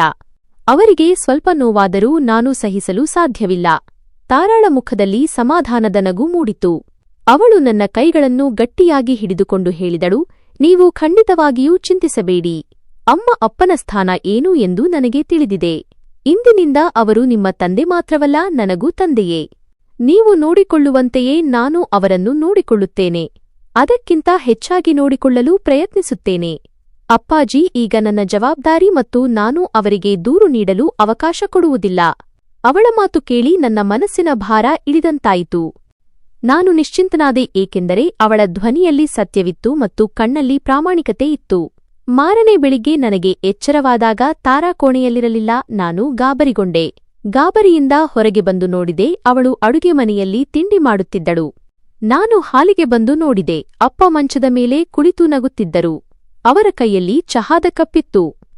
ಅಪ್ಪ ನನ್ನನ್ನು ನೋಡಿದ ತಕ್ಷಣ ಮೌನವಾಗಿ ಹೇಳಿದರು, ಅಕ್ಷಯ್ ಮಗನೇ, ನೋಡು, ನನ್ನ ಸೊಸೆ ಎಷ್ಟು ಒಳ್ಳೆಯವಳು. ನಾನು ಎದ್ದು ಕೇಳುವ ಅವಶ್ಯಕತೆಯೇ ಬರಲಿಲ್ಲ. ಇವಳು ಬೆಳಿಗ್ಗೆ ಬೇಗ ಎದ್ದು ನಾನು ಏಳುವ ಮೊದಲೇ ನನಗಾಗಿ ಬಿಸಿ ಚಹಾ ತಂದಿದ್ದಾಳೆ. ನಾನು ತಾರಾಳ ಕಡೆ ನೋಡಿದೆ. ಅವಳು ಟ್ರೇನಲ್ಲಿ ತಿಂಡಿ ತರುತ್ತಿದ್ದಳು. ಅವಳು ನಗುತ್ತಾ ಅಪ್ಪನ ಮುಂದೆ ತಿಂಡಿ ಇಟ್ಟು, ಅಪ್ಪಾಜಿ, ಇದನ್ನು ತಿನ್ನಿ. ನಾನು ನಿಮಗಾಗಿಯೇ ಮೃದುವಾಗಿ ಮಾಡಿದ್ದೇನೆ, ನಿಮಗೆ ಅಗಿಯಲು ಕಷ್ಟವಾಗಬಾರದು ಎಂದಳು. ನನ್ನ ಮನಸ್ಸು ತುಂಬಾ ಸಂತೋಷವಾಯಿತು. ನಾನು ಕನಸು ಕಾಣುತ್ತಿದ್ದ ದೃಶ್ಯ ಇದೇ ಆಗಿತ್ತು. ಅಪ್ಪನ ಮುಖದಲ್ಲಿ ನಾನು ಯಾವಾಗಲೂ ನೋಡಲು ಬಯಸುತ್ತಿದ್ದ ನೆಮ್ಮದಿ ಇತ್ತು. ತಾರಾ ನಿಜವಾಗಿಯೂ ತನ್ನ ಮಾತಿಗೆ ಬದ್ಧಳಾಗಿದ್ದಳು. ದಿನಗಳು ಕಳೆದವು ಮತ್ತು ತಾರಾ ಮನೆಯ ಸಂಪೂರ್ಣ ಜವಾಬ್ದಾರಿಯನ್ನು ವಹಿಸಿಕೊಂಡಳು. ಅಪ್ಪನಿಗೆ ಬೆಳಿಗ್ಗೆ ಎದ್ದು ಚಹಾ ಕುಡಿಯುವ ಅಭ್ಯಾಸವಿತ್ತು. ಆಗ ಅವರಿಗೆ ಸ್ವಲ್ಪ ನೆಮ್ಮದಿ ಸಿಗುತ್ತಿತ್ತು. ಅವಳು ಅವರ ಬಗ್ಗೆ ಕಾಳಜಿ ವಹಿಸುತ್ತಿದ್ದಳು. ಮಧ್ಯಾಹ್ನ ಅವರಿಗೆ ಊಟ ನೀಡುತ್ತಿದ್ದಳು ಮತ್ತು ಅವರ ಔಷಧಿಗಳ ಬಗ್ಗೆ ಗಮನ ಹರಿಸುತ್ತಿದ್ದಳು. ಈಗ ನಾನು ಎಷ್ಟು ಅದೃಷ್ಟವಂತ ಎಂದು ಮನಸ್ಸಿನಲ್ಲಿ ಅಂದುಕೊಳ್ಳುತ್ತಿದ್ದೆ. ನನ್ನ ಹಿಂದಿನ ಟೆನ್ಷನ್ ಮುಗಿದಿತ್ತು. ಅಪ್ಪನ ಒಂಟಿತನವೂ ದೂರವಾಯಿತು ಮತ್ತು ಈಗ ವೃದ್ಧಾಪ್ಯದಲ್ಲಿ ಅವರು ನಿಜವಾಗಿಯೂ ವಿಶ್ರಾಂತಿ ಪಡೆಯುತ್ತಿದ್ದರು. ತಾರಾ ಅವರಿಗೆ ಆ ಮಗಳ ಪ್ರೀತಿಯನ್ನು ನೀಡಿದಳು. ಬಹುಶಃ ಅದರ ಕೊರತೆಯನ್ನು ಅವರು ಯಾವಾಗಲೂ ಅನುಭವಿಸುತ್ತಿದ್ದರು. ಸ್ವಲ್ಪ ಸಮಯದ ನಂತರ ನಾನು ಮತ್ತೆ ದುಬೈಗೆ ಕೆಲಸಕ್ಕೆ ಹೋಗಲು ತಯಾರಿ ನಡೆಸಬೇಕಾಯಿತು. ನನ್ನ ರಜೆ ಮುಗಿಯುತ್ತಿತ್ತು ಮತ್ತು ನಾನು ಮತ್ತೆ ನನ್ನ ಕೆಲಸಕ್ಕೆ ಹೋಗಬೇಕಿತ್ತು. ಮೊದಲು ನಾನು ಹೋಗುವಾಗ ಅಪ್ಪ ಒಬ್ಬಂಟಿಯಾಗಿದ್ದಾರೆ, ಊಟ ಮಾಡಿದ್ದಾರೋ ಇಲ್ಲವೋ ಎಂದು ನನ್ನ ಮನಸ್ಸು ಇಲ್ಲಿಯೇ ಸಿಲುಕಿರುತ್ತಿತ್ತು. ಆದರೆ ಈ ಬಾರಿ ಪರಿಸ್ಥಿತಿ ವಿಭಿನ್ನವಾಗಿತ್ತು. ಹೋಗುವ ಹಿಂದಿನ ರಾತ್ರಿ ನಾನು ಮತ್ತು ತಾರಾ ಕೋಣೆಯಲ್ಲಿ ಪ್ಯಾಕಿಂಗ್ ಮಾಡುತ್ತಿದ್ದೆವು. ನಾನು ತಾರಾಳ ಬಳಿ ಹೇಳಿದೆ, ತಾರಾ, ನಾನು ನಾಳೆ ಹೋಗುತ್ತಿದ್ದೇನೆ. ಮೊದಲು ಇರುತ್ತಿದ್ದ ಆ ಚಿಂತೆ ನನಗೀಗ ಇಲ್ಲ. ನನಗೆ ನಿನ್ನ ಮೇಲೆ ಸಂಪೂರ್ಣ ನಂಬಿಕೆಯಿದೆ. ತಾರಾ ಬಟ್ಟೆಗಳನ್ನು ಮಡಚುತ್ತಾ ಹೇಳಿದಳು, ನೀವು ನೆಮ್ಮದಿಯಿಂದ ಹೋಗಿ ಮತ್ತು ನಿಮ್ಮ ಕೆಲಸದ ಮೇಲೆ ಗಮನ ಕೊಡಿ. ಮನೆ ಮತ್ತು ಅಪ್ಪನ ಚಿಂತೆಯನ್ನು ನನಗೆ ಬಿಡಿ. ನಾನು ಅವರಿಗೆ ಎಂದಿಗೂ ಒಂಟಿತನ ಕಾಡಲು ಬಿಡುವುದಿಲ್ಲ. ಮಾರನೇ ಬೆಳಿಗ್ಗೆ ಹೋಗುವಾಗ ಅಪ್ಪನ ಕಣ್ಣಲ್ಲಿ ನೀರಿತ್ತು. ಆದರೆ ಅವರು ಸಮಾಧಾನದಿಂದಲೂ ಇದ್ದರು. ಅವರು ನನ್ನನ್ನು ತಬ್ಬಿಕೊಂಡು ಆಶೀರ್ವಾದ ಮಾಡಿದರು. ಹೋಗು ಮಗನೇ, ದೇವರು ನಿನಗೆ ತುಂಬಾ ಏಳಿಗೆ ನೀಡಲಿ. ನನಗೆ ಈಗ ನಿನ್ನ ಚಿಂತೆ ಇಲ್ಲ, ಏಕೆಂದರೆ ಸೊಸೆ ನನ್ನನ್ನು ಚೆನ್ನಾಗಿ ನೋಡಿಕೊಳ್ಳುತ್ತಿದ್ದಾಳೆ. ನೀನು ಕಷ್ಟಪಟ್ಟು ಕೆಲಸ ಮಾಡು ಮತ್ತು ನಿನ್ನ ಆರೋಗ್ಯ ನೋಡಿಕೋ. ನಾನು ಅಪ್ಪನ ಕೈಗೆ ಮುತ್ತಿಟ್ಟೆ ಮತ್ತು ನಂತರ ತಾರಾಳ ಕಡೆ ನೋಡಿದೆ. ಅವಳು ಕಣ್ಣುಗಳಿಂದಲೇ ಎಲ್ಲವೂ ಸರಿಯಾಗಿದೆ ಎಂದು ಭರವಸೆ ನೀಡಿದಳು. ನಾನು ಮನೆಯಿಂದ ಹೊರಟಾಗ ನನ್ನ ಮನಸ್ಸು ಹಗುರವಾಗಿತ್ತು. ನನ್ನ ಹಿಂದೆ ನನ್ನ ತಂದೆ ಸುರಕ್ಷಿತ ಕೈಗಳಲ್ಲಿದ್ದಾರೆ ಎಂದು ನನಗೆ ತಿಳಿದಿತ್ತು. ವಿಧಿ ನನಗಾಗಿ ಏನನ್ನು ಬರೆದಿಟ್ಟಿದೆ ಮತ್ತು ಈ ನೆಮ್ಮದಿ ಮುಂದಿನ ದಿನಗಳಲ್ಲಿ ಯಾವುದೋ ಬಿರುಗಾಳಿಯ ಮುನ್ಸೂಚನೆಯಾಗುತ್ತದೆ ಎಂದು ನನಗೇನು ಗೊತ್ತು. ನಾನು ಏರ್ಪೋರ್ಟ್ ಕಡೆಗೆ ಹೋಗುವಾಗ ನನ್ನ ತಲೆಯಲ್ಲಿ ಒಂದೇ ಇತ್ತು, ಇನ್ನು ಹೆಚ್ಚು ಕಷ್ಟಪಟ್ಟು ದುಡಿಯಬೇಕು. ಆಗ ನನ್ನ ನಗುನಗುವ ಕುಟುಂಬವನ್ನು ಯಾವಾಗಲೂ ಸಂತೋಷವಾಗಿಡಬಹುದು. ನಾನು ಮತ್ತೆ ಪರದೇಶಕ್ಕೆ ಬಂದೆ ಮತ್ತು ಇಲ್ಲಿ ಬಂದು ನನ್ನ ಕೆಲಸದಲ್ಲಿ ತೊಡಗಿದೆ. ಈಗ ನನ್ನ ಮನಸ್ಸಿನ ಮೇಲೆ ಮದುವೆಗೆ ಮುಂಚೆ ಇದ್ದಂತಹ ಭಾರ ಇರಲಿಲ್ಲ. ಮೊದಲು ನಾನು ಕೆಲಸದಲ್ಲಿದ್ದಾಗ ಅಪ್ಪ ಊಟ ಮಾಡಿದ್ದಾರೋ ಇಲ್ಲವೋ, ಅವರು ಒಂಟಿಯಾಗಿರುತ್ತಾರೆ, ಬೇಸರಗೊಂಡಿರುತ್ತಾರೆ ಎಂದು ನನ್ನ ಗಮನ ಮನೆಯ ಕಡೆಗೇ ಇರುತ್ತಿತ್ತು. ಆದರೆ ಈಗ ನನ್ನ ಹಿಂದೆ ತಾರಾ ಇದ್ದಾಳೆ, ಅವಳು ಅವರಿಗೆ ಒಂಟಿತನವನ್ನು ಅನುಭವಿಸಲು ಬಿಡುವುದಿಲ್ಲ ಎಂಬ ನಂಬಿಕೆ ನನಗಿತ್ತು. ಆರಂಭದಲ್ಲಿ ಎಲ್ಲವೂ ಮಾಮೂಲಿನಂತೆ ನಡೆಯಿತು. ನಾನು ಪ್ರತಿದಿನ ಡ್ಯೂಟಿ ಮುಗಿಸಿ ನನ್ನ ಕೋಣೆಗೆ ಬಂದು ಮೊದಲು ಮನೆಗೆ ಫೋನ್ ಮಾಡುತ್ತಿದ್ದೆ. ಇನ್ನೊಂದು ಬದಿಯಿಂದ ತಾರಾ ಫೋನ್ ತೆಗೆದುಕೊಂಡು ಮನೆಯ ಯೋಗಕ್ಷೇಮವನ್ನು ತಿಳಿಸುತ್ತಿದ್ದಳು. ಒಂದು ದಿನ ನಾನು ಫೋನ್ ಮಾಡಿದಾಗ ತಾರಾಳ ಧ್ವನಿ ತುಂಬಾ ಸಂತೋಷವಾಗಿತ್ತು. ಹಲೋ, ಹೇಗಿದ್ದೀರಿ? ನಾನು ನಗುತ್ತಾ ಉತ್ತರಿಸಿದೆ, ನಾನು ಚೆನ್ನಾಗಿದ್ದೀನಿ. ತಾರಾ, ನೀನು ಹೇಳು, ಮನೆಯಲ್ಲಿ ಎಲ್ಲರೂ ಹೇಗಿದ್ದಾರೆ? ಅಪ್ಪನ ಆರೋಗ್ಯ ಹೇಗಿದೆ? ತಾರಾ ತಕ್ಷಣ ಉತ್ತರಿಸಿದಳು, ನೀವು ಸಂಪೂರ್ಣವಾಗಿ ನಿಶ್ಚಿಂತೆಯಿಂದಿರಿ. ಅಪ್ಪಾಜಿ ತುಂಬಾ ಚೆನ್ನಾಗಿದ್ದಾರೆ. ಈಗ ತಾನೇ ನಾನು ಅವರಿಗೆ ಊಟ ಮಾಡಿಸಿದ್ದೇನೆ ಮತ್ತು ಈಗ ಅವರು ವಿಶ್ರಾಂತಿ ಪಡೆಯುತ್ತಿದ್ದಾರೆ. ಅವರು ನಿಮ್ಮನ್ನು ತುಂಬಾ ನೆನಪಿಸಿಕೊಳ್ಳುತ್ತಾರೆ. ಇರಿ, ಅವರ ಹತ್ತಿರ ಮಾತನಾಡಿಸುತ್ತೇನೆ. ನಾನು ಅವಳ ಹತ್ತಿರ ಹೇಳಿದೆ. ತಾರಾ ಫೋನನ್ನು ಅಪ್ಪನ ಹತ್ತಿರ ತೆಗೆದುಕೊಂಡು ಹೋದಳು. ಅಪ್ಪನ ದುರ್ಬಲ ಧ್ವನಿ ನನ್ನ ಕಿವಿಗೆ ಬಿದ್ದಿತು. ಅಕ್ಷಯ್, ಮಗನೇ, ಹೇಗಿದ್ದೀಯಾ? ನಾನು ಚೆನ್ನಾಗಿದ್ದೀನಿ ಅಪ್ಪ. ನಿಮ್ಮ ಆರೋಗ್ಯ ಹೇಗಿದೆ? ಸೊಸೆ ನಿಮ್ಮನ್ನು ಚೆನ್ನಾಗಿ ನೋಡಿಕೊಳ್ಳುತ್ತಾಳೋ ಇಲ್ವೋ? ನನಗೆ ಸಮಾಧಾನವಾಗಲಿ ಎಂದು ನಾನು ಬೇಕಂತಲೇ ಅವರನ್ನು ಕೇಳಿದೆ. ಅಪ್ಪ ಪೂರ್ತಿ ನೆಮ್ಮದಿಯಿಂದ ಉತ್ತರಿಸಿದರು, ಮಗನೇ, ದೇವರು ನಿನಗೆ ಒಳ್ಳೆಯದು ಮಾಡಲಿ. ನೀನು ನನ್ನ ಮುಪ್ಪಿನ ಊರುಗೋಲನ್ನು ಗಟ್ಟಿಮಾಡಿದ್ದೀಯಾ. ಸೊಸೆ ನನ್ನನ್ನು ತುಂಬಾ ಚೆನ್ನಾಗಿ ನೋಡಿಕೊಳ್ಳುತ್ತಾಳೆ. ಸಮಯಕ್ಕೆ ಸರಿಯಾಗಿ ಔಷಧಿ ಕೊಡುತ್ತಾಳೆ. ಸಮಯಕ್ಕೆ ಸರಿಯಾಗಿ ಊಟ ಕೊಡುತ್ತಾಳೆ. ನಾನೀಗ ನನ್ನ ಕೆಲಸಗಳನ್ನು ನಾನೇ ಮಾಡಿಕೊಳ್ಳುವ ಅಗತ್ಯವೂ ಇಲ್ಲ. ಅಪ್ಪನ ಈ ಮಾತುಗಳನ್ನು ಕೇಳಿ ನನ್ನ ಎದೆ ಹೆಮ್ಮೆಯಿಂದ ಉಬ್ಬುತ್ತಿತ್ತು ಮತ್ತು ನಾನು ಇನ್ನೂ ಹೆಚ್ಚು ಮನಸ್ಸಿಟ್ಟು ದುಡಿಯಲು ಪ್ರಾರಂಭಿಸಿದೆ. ಇದೇ ರೀತಿ ದಿನಗಳು ತಿಂಗಳುಗಳಾಗಿ ಮತ್ತು ತಿಂಗಳುಗಳು ವರ್ಷಗಳಾಗಿ ಬದಲಾದವು. 2 ವರ್ಷಗಳ ಸಮಯ ಕಣ್ಮುಚ್ಚಿ ತೆಗೆಯುವಷ್ಟರಲ್ಲೇ ಕಳೆದುಹೋಯಿತು. 2 ವರ್ಷಗಳ ನಂತರ ರಜೆಯಲ್ಲಿ ಹಿಂತಿರುಗಿದಾಗ ಅಲ್ಲಿನ ದೃಶ್ಯ ನೋಡಿ ನನಗೆ ತುಂಬಾ ನೆಮ್ಮದಿ ಸಿಕ್ಕಿತು. ನನ್ನ ಮನೆ ಸ್ವಚ್ಛವಾಗಿತ್ತು ಮತ್ತು ಪ್ರತಿಯೊಂದು ವಸ್ತುವೂ ಅಚ್ಚುಕಟ್ಟಾಗಿ ಇರಿಸಲಾಗಿತ್ತು. ಅಪ್ಪ ಮೊದಲಿಗಿಂತ ಹೆಚ್ಚು ವಯಸ್ಸಾದಂತೆ ಕಾಣುತ್ತಿದ್ದರು. ಅವರ ಕೂದಲಿನಲ್ಲಿ ಬಿಳಿಬಣ್ಣ ಹೆಚ್ಚಾಗಿತ್ತು ಮತ್ತು ಮುಖದ ಮೇಲೆ ಸುಕ್ಕುಗಳು ಆಳವಾಗಿದ್ದವು. ಆದರೆ ಅವರ ಕಣ್ಣಲ್ಲಿ ನೆಮ್ಮದಿ ಇತ್ತು. ಒಂದು ಸಂಜೆ ಅಪ್ಪನ ಹತ್ತಿರ ಕುಳಿತಿದ್ದೆ. ನಾನು ಅವರ ಕಾಲು ಒತ್ತುತ್ತಿದ್ದೆ. ಆಗ ಅಪ್ಪ ನನ್ನ ಕೈ ಹಿಡಿದರು. ಅಕ್ಷಯ್, ಸಾಕು ಮಾಡು ಮಗನೇ, ನೀನು ಸುಸ್ತಾಗಿರುತ್ತೀಯಾ? ಪ್ರಯಾಣ ಮಾಡಿ ಬಂದಿದ್ದೀಯಾ? ನಾನು ಅವರ ಕೈಗೆ ಮುತ್ತಿಟ್ಟು ಹೇಳಿದೆ, ಅಪ್ಪ, ನಾನು ಸುಸ್ತಾಗಿಲ್ಲ. ನೀವು ಹೇಳಿ, ಏನಾದರೂ ತೊಂದರೆ ಇದೆಯಾ? ಅಪ್ಪ ಒರಗಿಕೊಳ್ಳುತ್ತಾ ಹೇಳಿದರು, ತೊಂದರೆ ಈಗ ಮುಪ್ಪಿನ ಭಾಗವಾಗಿದೆ ಮಗನೇ. ಮೂಳೆಗಳು ದುರ್ಬಲವಾಗಿವೆ ಮತ್ತು ದೇಹ ಈಗ ಸಹಕರಿಸುವುದಿಲ್ಲ. ಆದರೆ ನಿನ್ನ ಹೆಂಡತಿ ನನ್ನನ್ನು ಸಂಭಾಳಿಸಿದ್ದಾಳೆ. ಇವಳು ಇಲ್ಲದಿದ್ದರೆ ಬಹುಶಃ ನಾನು ಇಷ್ಟೊತ್ತಿಗೆ ಹಾಸಿಗೆಯಿಂದ ಏಳಲು ಆಗುತ್ತಿರಲಿಲ್ಲ. ಆ ಕ್ಷಣ ನನಗೆ ನನ್ನ ಹೆಂಡತಿಯ ಮೇಲೆ ತುಂಬಾ ಪ್ರೀತಿ ಬಂತು.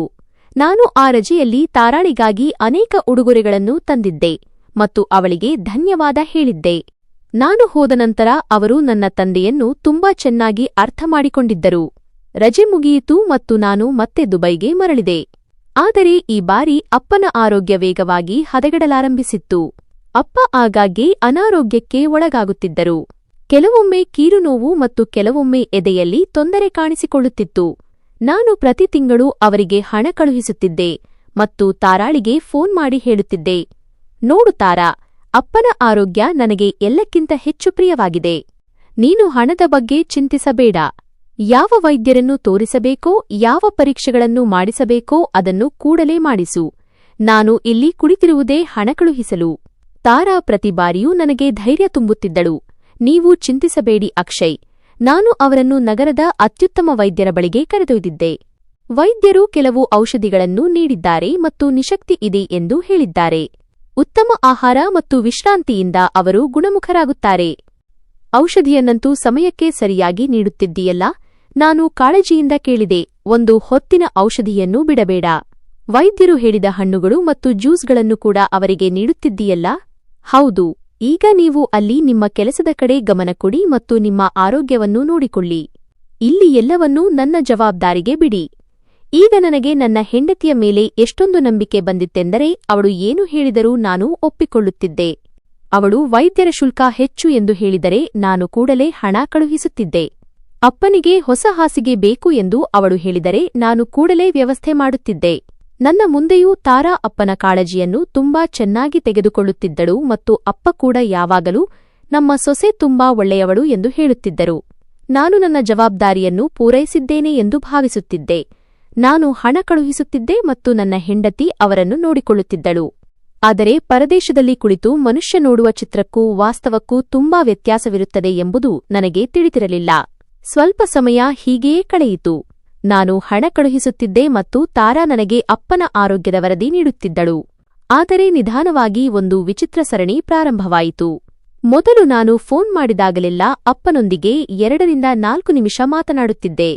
ಆದರೆ ಈಗ ಸಾಕಷ್ಟು ದಿನಗಳು ಕಳೆದಿದ್ದವು. ನನ್ನ ಅಪ್ಪನ ಜೊತೆ ಮಾತನಾಡಲು ಸಾಧ್ಯವಾಗುತ್ತಿರಲಿಲ್ಲ. ಒಂದು ಸಂಜೆ ನಾನು ಕೆಲಸದಿಂದ ಮನೆಗೆ ಬಂದು ಫೋನ್ ಮಾಡಿದೆ. ಗಂಟೆ ಬಾರಿಸುತ್ತಲೇ ಇತ್ತು ಮತ್ತು ನಂತರ ತಾರಾ ಫೋನ್ ಎತ್ತಿದಳು. ಹಲೋ, ಎಲ್ಲರೂ ಚೆನ್ನಾಗಿದ್ದೀರಾ? ಇವತ್ತು ಇಷ್ಟು ತಡವಾಗಿ ಫೋನ್ ಎತ್ತಿದೆ, ನಾನು ವಿಚಾರಿಸಿದೆ. ತಾರಾಳ ಧ್ವನಿಯಲ್ಲಿ ಗಾಬರಿ ಇತ್ತು. ನಾನು ಸ್ವಲ್ಪ ಅಡುಗೆ ಮನೆಯಲ್ಲಿದ್ದೆ. ಕೈಗಳು ಒದ್ದೆಯಾಗಿದ್ದವು. ಅದಕ್ಕೆ ತಡವಾಯಿತು. ನೀವು ಹೇಳಿ, ಹೇಗಿದ್ದೀರಿ? ನಾನು ಚೆನ್ನಾಗಿದ್ದೀನಿ. ನೀನು ಸ್ವಲ್ಪ ಅಪ್ಪನ ಹತ್ತಿರ ಹೋಗು. ನಾನು ಅವರೊಂದಿಗೆ ಮಾತನಾಡಬೇಕು. ಈಚೆಗೆ ಹೆಚ್ಚು ಕೆಲಸವಿದ್ದ ಕಾರಣ ಸಮಯ ಸಿಗುತ್ತಿರಲಿಲ್ಲ. ಅದಕ್ಕೆ ಇಂದು ಬೇಗನೆ ಮಾತನಾಡೋಣ ಎಂದುಕೊಂಡೆ ಎಂದು ನಾನು ಹೇಳಿದೆ. ಆಗ ಇನ್ನೊಂದು ಕಡೆಯಿಂದ ಕೆಲವು ಕ್ಷಣ ಮೌನವಾಯಿತು. ನಂತರ ತಾರಾ ಹೇಳಿದಳು, ಅಕ್ಷಯ್ ಅಪ್ಪಾಜಿ ಈಗಷ್ಟೇ ಮಲಗಿದ್ದಾರೆ. ವೈದ್ಯರು ನೀಡಿರುವ ಹೊಸ ಔಷಧಿಯಲ್ಲಿ ನಿದ್ದೆ ಜಾಸ್ತಿ ಬರುತ್ತದೆ. ಆ ಔಷಧಿ ತೆಗೆದುಕೊಂಡ ತಕ್ಷಣ ಅವರು ಗಾಢ ನಿದ್ದೆಗೆ ಜಾರುತ್ತಾರೆ. ಈಗ ಅವರನ್ನು ಎಬ್ಬಿಸುವುದು ಸರಿಯಲ್ಲ. ನಾನು ನಿರಾಶೆಯಿಂದ ಹೇಳಿದೆ, ಸರಿ ಬಿಡು, ಪರವಾಗಿಲ್ಲ, ವಿಶ್ರಾಂತಿ ಪಡೆಯಲಿ.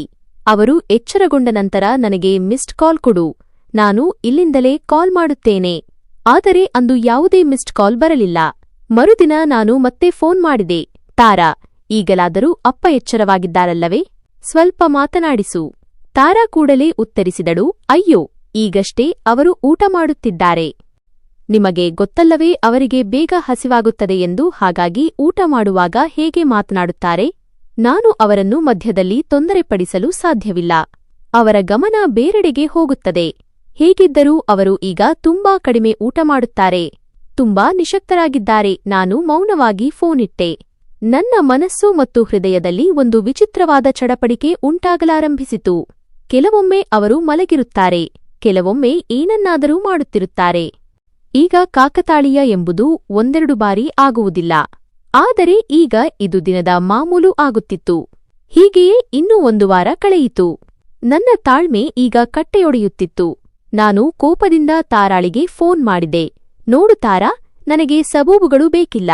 ಈಗಲೇ ಈ ಕ್ಷಣವೇ ಅಪ್ಪನ ಹತ್ತಿರ ಹೋಗು ಮತ್ತು ಅವರ ಜೊತೆ ಮಾತನಾಡಿಸು. ನನಗೆ ಅವರ ಧ್ವನಿ ಕೇಳಬೇಕು. ನಾನು ಅವರೊಂದಿಗೆ ಮಾತನಾಡಿ ಎಷ್ಟೋ ದಿನಗಳಾದವು. ಅವರು ನನ್ನ ಮೇಲೆ ಕೋಪಗೊಂಡಿದ್ದಾರಾ ಅಥವಾ ನೀನು ಏನನ್ನಾದರೂ ಮುಚ್ಚಿಡುತ್ತಿದ್ದೀಯಾ? ತಾರಾಳ ಧ್ವನಿ ಅಳುವಿನಂತೆ ಆಯಿತು. ನೀವು ನನ್ನ ಮೇಲೆ ಅನುಮಾನ ಪಡುತ್ತಿದ್ದೀರಾ? ಅಕ್ಷಯ್, ನಾನು ಇಲ್ಲಿ ಹಗಲಿರುಳು ಒಂದೇ ಮಾಡಿ ನಿಮ್ಮ ತಂದೆಯನ್ನು ನೋಡಿಕೊಳ್ಳುತ್ತಿದ್ದೇನೆ ಮತ್ತು ನೀವು ಅಲ್ಲಿ ಕುಳಿತು ನಾನು ಮಾತನಾಡಿಸುತ್ತಿಲ್ಲ ಎಂದು ನನ್ನ ಮೇಲೆಯೇ ಆರೋಪ ಮಾಡುತ್ತಿದ್ದೀರಿ. ನಾನು ಮೃದುವಾಗಿ ಹೇಳಿದೆ, ಇಲ್ಲ, ನಾನು ಅನುಮಾನ ಪಡುತ್ತಿಲ್ಲ ತಾರಾ, ಕೇವಲ ಮನಸ್ಸು ಕಳವಳಗೊಂಡಿದೆ. ಅವರು ನನ್ನ ತಂದೆ, ಚಿಂತೆಯಾಗುತ್ತದೆ. ತಾರಾ ಭಾವನಾತ್ಮಕವಾಗಿ ಹೇಳಿದಳು, ನನಗೆ ಗೊತ್ತು ಅವರು ನಿಮ್ಮ ತಂದೆ ಎಂದು, ಆದರೆ ನಾನು ಏನು ಮಾತು ಕೊಟ್ಟಿದ್ದೆ ಎಂಬುದನ್ನು ನೀವು ಮರೆತಿದ್ದೀರಿ. ಅವರು ಈಗ ನಿಮಗಿಂತ ಹೆಚ್ಚಾಗಿ ನನಗೆ ತಂದೆಯಾಗಿದ್ದಾರೆ. ನಾನು ಅವರನ್ನು ಸ್ವಂತ ಮಗಳಿಗಿಂತ ಹೆಚ್ಚಾಗಿ ನೋಡಿಕೊಳ್ಳುತ್ತೇನೆ. ಅವರಿಗೆ ಸ್ವಲ್ಪ ತೊಂದರೆಯಾದರೂ ನನ್ನ ಜೀವ ಹೋದಂತಾಗುತ್ತದೆ. ಅವರು ಚೆನ್ನಾಗಿದ್ದಾರೆ ಎಂದು ನಾನು ಹೇಳುತ್ತಿದ್ದೇನೆಂದರೆ ಅವರು ನಿಜವಾಗಿಯೂ ಚೆನ್ನಾಗಿದ್ದಾರೆ. ಕೇವಲ ಅನಾರೋಗ್ಯ ಮತ್ತು ಮುಪ್ಪಿನ ಕಾರಣದಿಂದ ಅವರು ಸಿಡುಕಿನವರಾಗಿದ್ದಾರೆ. ಮಾತನಾಡುವ ಮನಸ್ಥಿತಿ ಇರುವುದಿಲ್ಲ ಅವರಿಗೆ. ನಾನು ಬಲವಂತ ಮಾಡಲು ಸಾಧ್ಯವಿಲ್ಲ ಅಲ್ಲವೇ? ಅವಳ ಮಾತುಗಳು ನನ್ನನ್ನು ಮತ್ತೆ ಉತ್ತರಹೀನನನ್ನಾಗಿ ಮಾಡಿದವು. ನಾನೇ ಸುಮ್ಮನೆ ನನ್ನ ಹೆಂಡತಿಯ ಮೇಲೆ ಅನುಮಾನ ಪಡುತ್ತಿದ್ದೇನೆ ಎಂದು ನನ್ನ ಆಲೋಚನೆಯ ಬಗ್ಗೆಯೇ ನನಗೆ ನಾಚಿಕೆಯಾಗತೊಡಗಿತು. ನಾನು ಅವಳ ಬಳಿ ಕ್ಷಮೆ ಕೇಳುತ್ತಾ ಹೇಳಿದೆ, ನನ್ನನ್ನು ಕ್ಷಮಿಸುತ್ತಾರಾ? ನಾನು ಇಲ್ಲಿ ಒಂಟಿಯಾಗಿದ್ದೇನೆ ಅಲ್ವಾ? ಅದಕ್ಕೆ 100 ತರಹದ ಮಾತುಗಳು ನನ್ನ ತಲೆಯಲ್ಲಿ ಬರುತ್ತಿರುತ್ತವೆ. ಅದಕ್ಕೆ ಹಾಗೆ ಹೇಳಿದೆ, ನನಗೆ ನಿನ್ನ ಮೇಲೆ ಪೂರ್ತಿ ನಂಬಿಕೆ ಇದೆ. ಕೇವಲ ಅವರ ಆರೈಕೆ ಮಾಡು. ತಾರಾ ನನಗೆ ಸಮಾಧಾನ ಮಾಡಿ ಹೇಳಿದಳು, ನೀವು ಅಸ್ಸಲು ಚಿಂತೆ ಮಾಡಬೇಡಿ. ಅಪ್ಪಾಜಿ ನನ್ನ ಹತ್ತಿರ ತುಂಬಾ ಚೆನ್ನಾಗಿದ್ದಾರೆ. ನೀವು ಕೇವಲ ನಿಮ್ಮ ಸಂಪಾದನೆಯ ಕಡೆ ಗಮನ ಕೊಡಿ, ಆಗ ಅವರ ಚಿಕಿತ್ಸೆಯಲ್ಲಿ ಯಾವುದೇ ಕೊರತೆ ಬರುವುದಿಲ್ಲ. ವೈದ್ಯರು ಕೆಲವು ದುಬಾರಿ ಇಂಜೆಕ್ಷನ್ಗಳನ್ನು ಬರೆದುಕೊಟ್ಟಿದ್ದಾರೆ.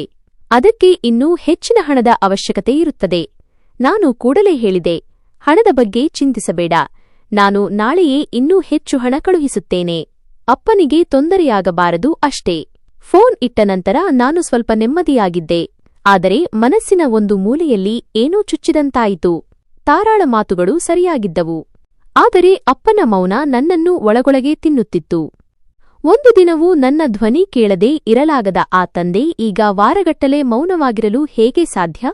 ನಿಜವಾಗಿಯೂ ಇದು ಔಷಧಿಗಳ ಪರಿಣಾಮವೇ? ಅಥವಾ ವಿಷಯ ಬೇರೆ ಏನಾದರೂ ಇದೆಯೇ? ಎಲ್ಲವೂ ಸರಿಯಾಗಿದೆ ಎಂದು ನಾನು ಬಲವಂತವಾಗಿ ನನಗೆ ನಾನೇ ಸಮಾಧಾನ ಮಾಡಿಕೊಂಡೆ. ಆದರೆ ವಿಧಿ ಬೇರೆಯದೇ ನಿರ್ಧಾರವನ್ನು ತೆಗೆದುಕೊಂಡಿತ್ತು ಮತ್ತು ಸತ್ಯವು ಬಹಳ ಭಯಾನಕ ರೂಪದಲ್ಲಿ ನನ್ನ ಮುಂದೆ ಬರಲಿತ್ತು. ರಾತ್ರಿಯ ಕೊನೆಯ ಪ್ರಹರದಲ್ಲಿ ಮೊಬೈಲ್ ರಿಂಗಣ ನನ್ನನ್ನು ನಿದ್ದೆಯಿಂದ ಎಬ್ಬಿಸಿತು. ನಾನು ಗಾಬರಿಯಿಂದ ಸೈಡ್ ಟೇಬಲ್ ಮೇಲೆ ನೋಡಿದಾಗ ತಾರಾಳ ನಂಬರ್ ಬೆಳಗುತ್ತಿತ್ತು. ಬಹುಶಃ ಅಪ್ಪನ ಆರೋಗ್ಯ ಹದಗೆಟ್ಟಿರಬಹುದು ಅಥವಾ ತಾರಾಳಿಗೆ ಏನಾದರೂ ತುರ್ತು ಪರಿಸ್ಥಿತಿ ಬಂದಿರಬಹುದು ಎಂದು ನಾನು ಭಾವಿಸಿದೆ. ನಾನು ಕೂಡಲೇ ಕರೆಯನ್ನು ಸ್ವೀಕರಿಸಿದೆ. ಹಲೋ ತಾರಾ, ಎಲ್ಲವೂ ಸರಿಯಾಗಿದೆಯೇ? ಇಷ್ಟು ರಾತ್ರಿ ಕರೆ ಮಾಡಿದ್ದೀಯಾ? ನಾನು ಗಾಬರಿಯಿಂದ ಕೇಳಿದೆ. ಅತ್ತ ಕಡೆಯಿಂದ ತಾರಾಳ ಧ್ವನಿಯಲ್ಲ, ಬದಲಿಗೆ ಯಾರದ್ದೋ ಭಾರವಾದ ಮತ್ತು ಏದುಸಿರು ಬಿಡುತ್ತಿರುವ ಶಬ್ದ ಕೇಳಿಸುತ್ತಿತ್ತು. ಹಲೋ, ಯಾರದು? ತಾರಾ, ಮಾತನಾಡು, ನಾನು ಜೋರು ಧ್ವನಿಯಲ್ಲಿ ಕರೆದೆ. ನಂತರ ಒಂದು ಬಲಹೀನ ಮತ್ತು ನಡುಗುವ ಧ್ವನಿ ನನ್ನ ಕಿವಿಗೆ ಅಪ್ಪಳಿಸಿತು. ಈ ಧ್ವನಿ ನನ್ನ ಅಪ್ಪನದ್ದಾಗಿತ್ತು. ಅಕ್ಷಯ್, ಇದು ನೀನಾ? ನನ್ನ ಕಣ್ಣುಗಳಲ್ಲಿ ಆಶ್ಚರ್ಯ ಮೂಡಿತು. ಹೌದು ಅಪ್ಪಾಜಿ, ನಾನೇ. ನೀವು ಹೇಗಿದ್ದೀರಿ? ನಿಮ್ಮ ಬಳಿ ತಾರಾಳ ಫೋನ್ ಹೇಗೆ ಬಂತು? ಮತ್ತು ನಿಮ್ಮ ಧ್ವನಿ ಏಕೆ ಇಷ್ಟು ನಡುಗುತ್ತಿದೆ? ಅಪ್ಪನ ಧ್ವನಿಯಲ್ಲಿ ತುಂಬಾ ಭಯ ಮತ್ತು ನೋವಿತ್ತು. ಅವರು ಜೀವನದ ಭಿಕ್ಷೆ ಬೇಡುತ್ತಿರುವಂತೆ ಕಾಣುತ್ತಿತ್ತು. ವಾಪಸ್ ಬಂದುಬಿಡು ಮಗನೇ, ಕೂಡಲೇ ವಾಪಸ್ ಬಂದುಬಿಡು. ಇಲ್ಲದಿದ್ದರೆ ಈ ಸೊಸೆ ನನ್ನನ್ನು ಚಳಿಯಿಂದ ಸಾಯಿಸುತ್ತಾಳೆ. ಅವಳು ನನ್ನಿಂದ ಎಲ್ಲವನ್ನೂ ಕಿತ್ತುಕೊಂಡಿದ್ದಾಳೆ. ನನ್ನನ್ನು ಉಳಿಸು ಮಗನೇ, ಇಲ್ಲದಿದ್ದರೆ ನಾನು ಬದುಕುಳಿಯುವುದಿಲ್ಲ. ದಿಢೀರ್ ಎಂದು ಕರೆ ಕಟಾಯಿತು. ನಾನು ದಂಗಾಗಿ ಹೋದೆ. ನನ್ನ ತಲೆಯಲ್ಲಿ ಸ್ಫೋಟಗಳಾದಂತಾಯಿತು. ಈ ಸೊಸೆ ನನ್ನನ್ನು ಚಳಿಯಿಂದ ಸಾಯಿಸುತ್ತಾಳೆ ಎಂಬ ಅಪ್ಪನ ಮಾತುಗಳು ನನ್ನ ಕಿವಿಯಲ್ಲಿ ಗುಮಿಗುಡುತ್ತಿದ್ದವು. ಇದನ್ನೆಲ್ಲ ಯಾರು ಮಾಡಿದ್ದಾರೆ ಎಂದು ನನಗೆ ಅರ್ಥವಾಗುತ್ತಿರಲಿಲ್ಲ. ತಾರಾ ನಿಜವಾಗಿಯೂ ನನ್ನ ಅಪ್ಪನ ಮೇಲೆ ದೌರ್ಜನ್ಯ ಎಸಗುತ್ತಿದ್ದಳೆ? ನನ್ನ ಇಷ್ಟೊಂದು ಸೇವೆ ಮಾಡುತ್ತಿದ್ದ ಹೆಂಡತಿ ನಾನು ಹೋದ ನಂತರ ಹೀಗೆ ಬದಲಾದಳೆ? ನಾನು ಹುಚ್ಚನಂತೆ ಮತ್ತೆ ನಂಬರ್ ಡಯಲ್ ಮಾಡಿದೆ. ರಿಂಗ್ ಆಗುತ್ತಲೇ ಇತ್ತು, ಆದರೆ ಯಾರೂ ಫೋನ್ ಎತ್ತಲಿಲ್ಲ. ನಾನು 3ನೇ ಬಾರಿ ಕರೆ ಮಾಡಿದಾಗ ನಂಬರ್ ಸ್ವಿಚ್ ಆಫ್ ಬರಲಾರಂಭಿಸಿತು. ನನ್ನ ಹೃದಯ ಜೋರಾಗಿ ಬಡಿದುಕೊಳ್ಳುತ್ತಿತ್ತು. ನನ್ನ ಹಣೆಯ ಮೇಲೆ ಬೆವರು ಬಂದಿತು. ಇದು ಸಾಧ್ಯವಿಲ್ಲ. ತಾರಾ ಹೀಗೆ ಮಾಡಲು ಸಾಧ್ಯವಿಲ್ಲ. ಖಂಡಿತವಾಗಿಯೂ ಅಪ್ಪನಿಗೆ ಏನೋ ತಪ್ಪು ತಿಳುವಳಿಕೆಯಾಗಿದೆ, ಅಥವಾ ಅವರು ಕಾಯಿಲೆಯಲ್ಲಿ ಅರೆಬರೆ ಪ್ರಜ್ಞೆಯಲ್ಲಿದ್ದಾಗ ಮಾತನಾಡುತ್ತಿದ್ದಾರೆ ಎಂದು ನಾನು ಕೋಣೆಯಲ್ಲಿ ಅತ್ತಿಂದಿತ್ತ ಅಲೆದಾಡುತ್ತಾ ಯೋಚಿಸಿದೆ. ನಾನು ನನಗೆ ನಾನೇ ಸಮಾಧಾನ ಮಾಡಿಕೊಳ್ಳಲು ಪ್ರಯತ್ನಿಸಿದೆ. ಆದರೆ ಮತ್ತೆ ಆ ಮಾತು ನನ್ನ ತಲೆಯಲ್ಲಿ ಸುತ್ತಿಗೆಯಂತೆ ಹೊಡೆಯಲಾರಂಭಿಸಿತು.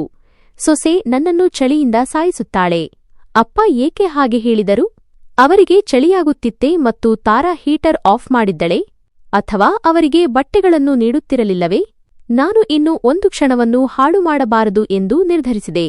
ನಾನು ಕೂಡಲೇ ಟ್ರಾವೆಲ್ ಏಜೆಂಟ್ಗೆ ಕರೆ ಮಾಡಿ ಮನೆಗೆ ಹೋಗುವ ಫ್ಲೈಟ್ ಟಿಕೆಟ್ ಬುಕ್ ಮಾಡಿದೆ. ನನ್ನ ಮನಸ್ಸು ತುಂಬಾ ಕಳವಳಗೊಂಡಿತ್ತು. ನಾನು ನಿಜವಾಗಿಯೂ ಅಪ್ಪನ ಹತ್ತಿರ ಹೋಗಬೇಕು ಎಂದು ಯೋಚಿಸುತ್ತಿದ್ದೆ. ಅಪ್ಪನ ಆರೋಗ್ಯ ಸರಿಯಿಲ್ಲ ಅಥವಾ ಅಪ್ಪನಿಗೆ ಏನೋ ಕೆಟ್ಟದಾಗಲಿದೆ ಎಂದು ಯೋಚಿಸಲು ಮನಸ್ಸು ಏಕೆ ಮಗ್ನವಾಗುತ್ತಿದೆ ಎಂದು ತಿಳಿಯಲಿಲ್ಲ. ನನ್ನ ತಯಾರಿ ಬಹುತೇಕ ಪೂರ್ಣಗೊಂಡಿತ್ತು. ಆಗ ಇದ್ದಕ್ಕಿದ್ದಂತೆ ಒಂದು ದಿನ ನನ್ನ ಕಸಿನ್ ದಾಯಾದಿ ಸಹೋದರನಿಂದ ಕರೆ ಬಂತು. ನಾನು ಫೋನ್ ಎತ್ತಿದಾಗ ಅವನು ಕೆಟ್ಟದಾಗಿ ಅಳುತ್ತಿದ್ದನು. ಹಲೋ ಅಕ್ಷಯ್ ಅಣ್ಣ. ಅವನ ಧ್ವನಿ ಬಿಕ್ಕಳಿಕೆಯಲ್ಲಿ ಮುಳುಗಿತ್ತು. ಹೌದು ವಿಮಲ್, ಏನಾಯಿತು? ನೀನು ಏಕೆ ಅಳುತ್ತಿದ್ದೀಯಾ? ಎಲ್ಲವೂ ಸರಿಯಾಗಿದೆಯಲ್ಲವೇ? ನನ್ನ ಎದೆ ನಡುಗಿ ಹೋಯಿತು. ಕಸಿನ್ ಅಳುತ್ತಲೇ ಹೇಳಿದ, ನನ್ನ ಮಾತು ಕೇಳಿ ಧೈರ್ಯ ತಂದುಕೋ ಅಣ್ಣ. ನೀನು ವಾಪಸ್ ಬಂದು ಬಿಡು. ನಿನ್ನ ಅಪ್ಪ ಇನ್ನು ಈ ಪ್ರಪಂಚದಲ್ಲಿಲ್ಲ. ಈ ಸುದ್ದಿ ಕೇಳಿದ ತಕ್ಷಣ ನನ್ನ ಕಾಲ ಕೆಳಗಿನ ಭೂಮಿ ಸರಿದಂತಾಯಿತು. ಮೊಬೈಲ್ ನನ್ನ ಕೈಯಿಂದ ಕೆಳಗೆ ಬಿತ್ತು. ನನ್ನ ತಂದೆ ಈ ಪ್ರಪಂಚದಿಂದ ಹೊರಟು ಹೋಗಿದ್ದರು. ಈ ಸಮಯದಲ್ಲಿ ನನಗೆ ಇದನ್ನು ನಂಬಲು ಸಾಧ್ಯವಾಗುತ್ತಿರಲಿಲ್ಲ. ಇಲ್ಲಿ ನನ್ನನ್ನು ಸಮಾಧಾನಪಡಿಸುವವರು ಯಾರೂ ಇರಲಿಲ್ಲ. ನನ್ನ ಸ್ವಂತ ಅಸ್ತಿತ್ವದಿಂದ ನನ್ನ ಆತ್ಮವೇ ಹೊರಬಂದಂತೆ ನನಗೆ ಭಾಸವಾಯಿತು. ನನ್ನ ತಂದೆ ಯಾರು ತಮ್ಮ ಇಡೀ ಜೀವನ ಮತ್ತು ಯೌವನವನ್ನು ನನಗಾಗಿ ತ್ಯಾಗ ಮಾಡಿದ್ದರೋ ಇಂದು ಅವರೇ ಒಬ್ಬ ಕ್ರೂರಿಯ ದೌರ್ಜನ್ಯಕ್ಕೆ ಬಲಿಯಾಗಿದ್ದರು. ವಾಪಸ್ ಬಂದುಬಿಡು ಮಗನೇ, ಇಲ್ಲದಿದ್ದರೆ ಸೊಸೆ ನನ್ನನ್ನು ಚಳಿಯಿಂದ ಸಾಯಿಸುತ್ತಾಳೆ ಎಂಬ ಅಪ್ಪನ ಆ ಕೊನೆಯ ಮಾತುಗಳು ಪದೇ ಪದೇ ನನ್ನ ಕಿವಿಯಲ್ಲಿ ಗುಮ್ಮಿಗುಡುತ್ತಿದ್ದವು. ದುಃಖದ ಜಾಗವನ್ನು ಈಗ ನನ್ನೊಳಗಿನ ಕೋಪ ಆವರಿಸಿಕೊಂಡಿತು. ನನಗೆ ನನ್ನ ಹೆಂಡತಿಯ ಮೇಲೆ ವಿಪರೀತ ಕೋಪ ಬರುತ್ತಿತ್ತು. ನನ್ನ ರಕ್ತ ಕುದಿಯುತ್ತಿತ್ತು. ನಾನು ಗೋಡೆಗೆ ಗುದ್ದಿದೆ ಮತ್ತು ಕಿರುಚಾಡಿದೆ, ನಾನು ನಿನ್ನನ್ನು ಬಿಡುವುದಿಲ್ಲ ತಾರಾ. ನನ್ನ ನಂಬಿಕೆಗೆ ನೀನು ಈ ಪ್ರತಿಫಲ ನೀಡಿದೆ ಮತ್ತು ನನ್ನ ಅಪ್ಪನನ್ನು ಕೊಂದೆ. ನಾನು ಬರುತ್ತಿದ್ದೇನೆ ಮತ್ತು ನೀನು ಮಾಡಿದ ತಪ್ಪಿಗೆ ನಿನಗೆ ಶಿಕ್ಷೆ ಕೊಡುತ್ತೇನೆ. ನಾನು ನಿನಗೆ ವಿಚ್ಛೇದನ ನೀಡುತ್ತೇನೆ. ನಾನು ನನ್ನ ಬ್ಯಾಗ್ ತೆಗೆದುಕೊಂಡು ವಿಮಾನ ನಿಲ್ದಾಣದ ಕಡೆಗೆ ಓಡಿದೆ. ದಾರಿಯುದ್ದಕ್ಕೂ ಅಪ್ಪನ ನಗುಮುಖ ಮತ್ತು ತಾರಾಳ ಮುಗ್ಧರೂಪ ನನ್ನ ಕಣ್ಣ ಮುಂದೆ ಸುಳಿಯುತ್ತಿತ್ತು. ದ್ವೇಷದ ಬೆಂಕಿ ನನ್ನ ರಕ್ತನಾಳಗಳಲ್ಲಿ ಓಡುತ್ತಿತ್ತು. ಮನೆಗೆ ತಲುಪಿದಾಗ ನನ್ನ ಎದುರು ಯಾರ ಇರುತ್ತಾರೆ, ಎಂತಹ ಕಷ್ಟ ಎದುರಾಗಲಿದೆ ಎಂದು ನನಗೆ ತಿಳಿದಿರಲಿಲ್ಲ. ಆದರೆ ನಾನು ನನ್ನ ಅಪ್ಪನ ಅಪರಾಧಿಯನ್ನು ಎಂದಿಗೂ ಕ್ಷಮಿಸುವುದಿಲ್ಲ ಎಂದು ನಿರ್ಧರಿಸಿದ್ದೆ. ಅವಳು ನನ್ನ ಸ್ವಂತ ಹೆಂಡತಿಯೇ ಆಗಿದ್ದರೂ ಸರಿ. ಗಾಡಿ ಬೀದಿಯೊಳಗೆ ಪ್ರವೇಶಿಸುತ್ತಿದ್ದಂತೆ ಅಲ್ಲಿ ಸೇರಿದ್ದ ಜನರ ಗುಂಪನ್ನು ನೋಡಿ ನನಗೆ ಉಸಿರು ಕಟ್ಟಿದಂತಾಯಿತು. ಮನೆಯ ಹೊರಗೆ ಟೆಂಟ್ ಹಾಕಲಾಗಿತ್ತು ಮತ್ತು ಬಾಗಿಲು ತೆರೆದಿತ್ತು. ನಾನು ತೂರಾಡುತ್ತಿರುವ ಹೆಜ್ಜೆಗಳಲ್ಲಿ ಗಾಡಿಯಿಂದ ಇಳಿದು ಹುಚ್ಚನಂತೆ ಒಳಗೆ ಓಡಿದೆ.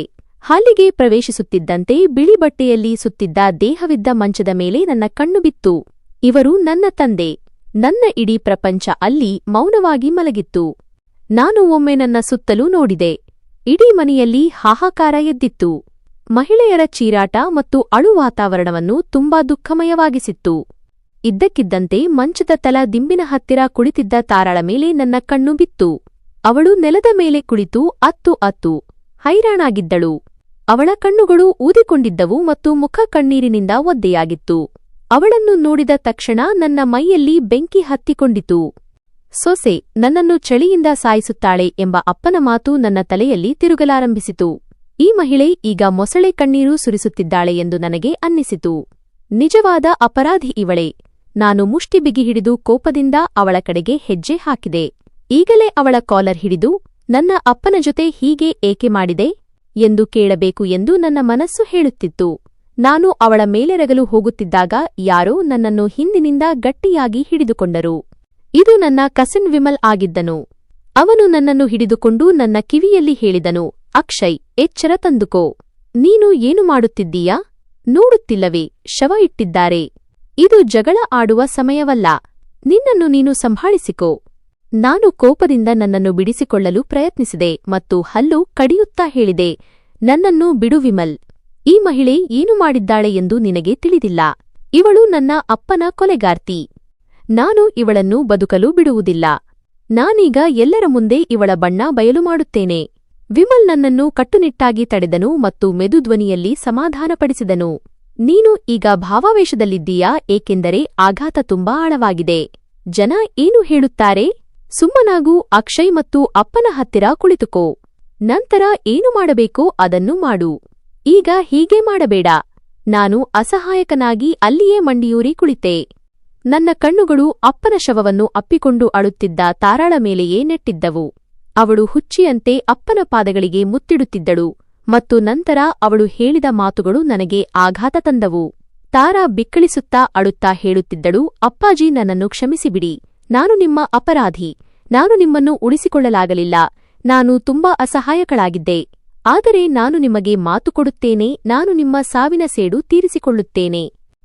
ಯಾರು ನಿಮ್ಮ ಮೇಲೆ ದೌರ್ಜನ್ಯ ಎಸಗಿದ್ದಾರೋ ನಾನು ಅವರನ್ನು ಎಂದಿಗೂ ಕ್ಷಮಿಸುವುದಿಲ್ಲ. ನಾನು ಅವರ ಮುಖವಾಡವನ್ನು ಎಲ್ಲರ ಮುಂದೆ ತರುತ್ತೇನೆ. ಅವಳ ಮಾತಿನಿಂದ ನನಗೆ ತುಂಬಾ ಆಶ್ಚರ್ಯವಾಯಿತು. ಸೇಡು? ಇವಳು ಯಾರ ಮೇಲೆ ಸೇಡು ತೀರಿಸಿಕೊಳ್ಳುವ ಬಗ್ಗೆ ಮಾತನಾಡುತ್ತಿದ್ದಾಳೆ? ಅಪರಾಧಿ ಇವಳೇ ತಾನೇ. ಇವಳು ತನ್ನನ್ನು ತಾನು ರಕ್ಷಿಸಿಕೊಳ್ಳಲು ನಾಟಕ ಮಾಡುತ್ತಿದ್ದಾಳೆ. ಖಂಡಿತವಾಗಿಯೂ ಇವಳು ಜನರ ಸಹಾನುಭೂತಿ ಪಡೆಯಲು ಹೀಗೆ ಮಾಡುತ್ತಿದ್ದಾಳೆ.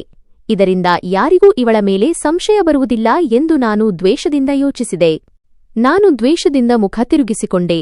ನಾನು ಅವಳ ಮುಖವನ್ನು ನೋಡಲು ಇಷ್ಟಪಡಲಿಲ್ಲ. ಸ್ವಲ್ಪ ಸಮಯದ ನಂತರ ಓಣಿಯ ಹಿರಿಯರು ನನ್ನ ಹತ್ತಿರ ಬಂದು ಮಾತನಾಡತೊಡಗಿದರು. ನಾನು ಕಲ್ಲಾದೆ.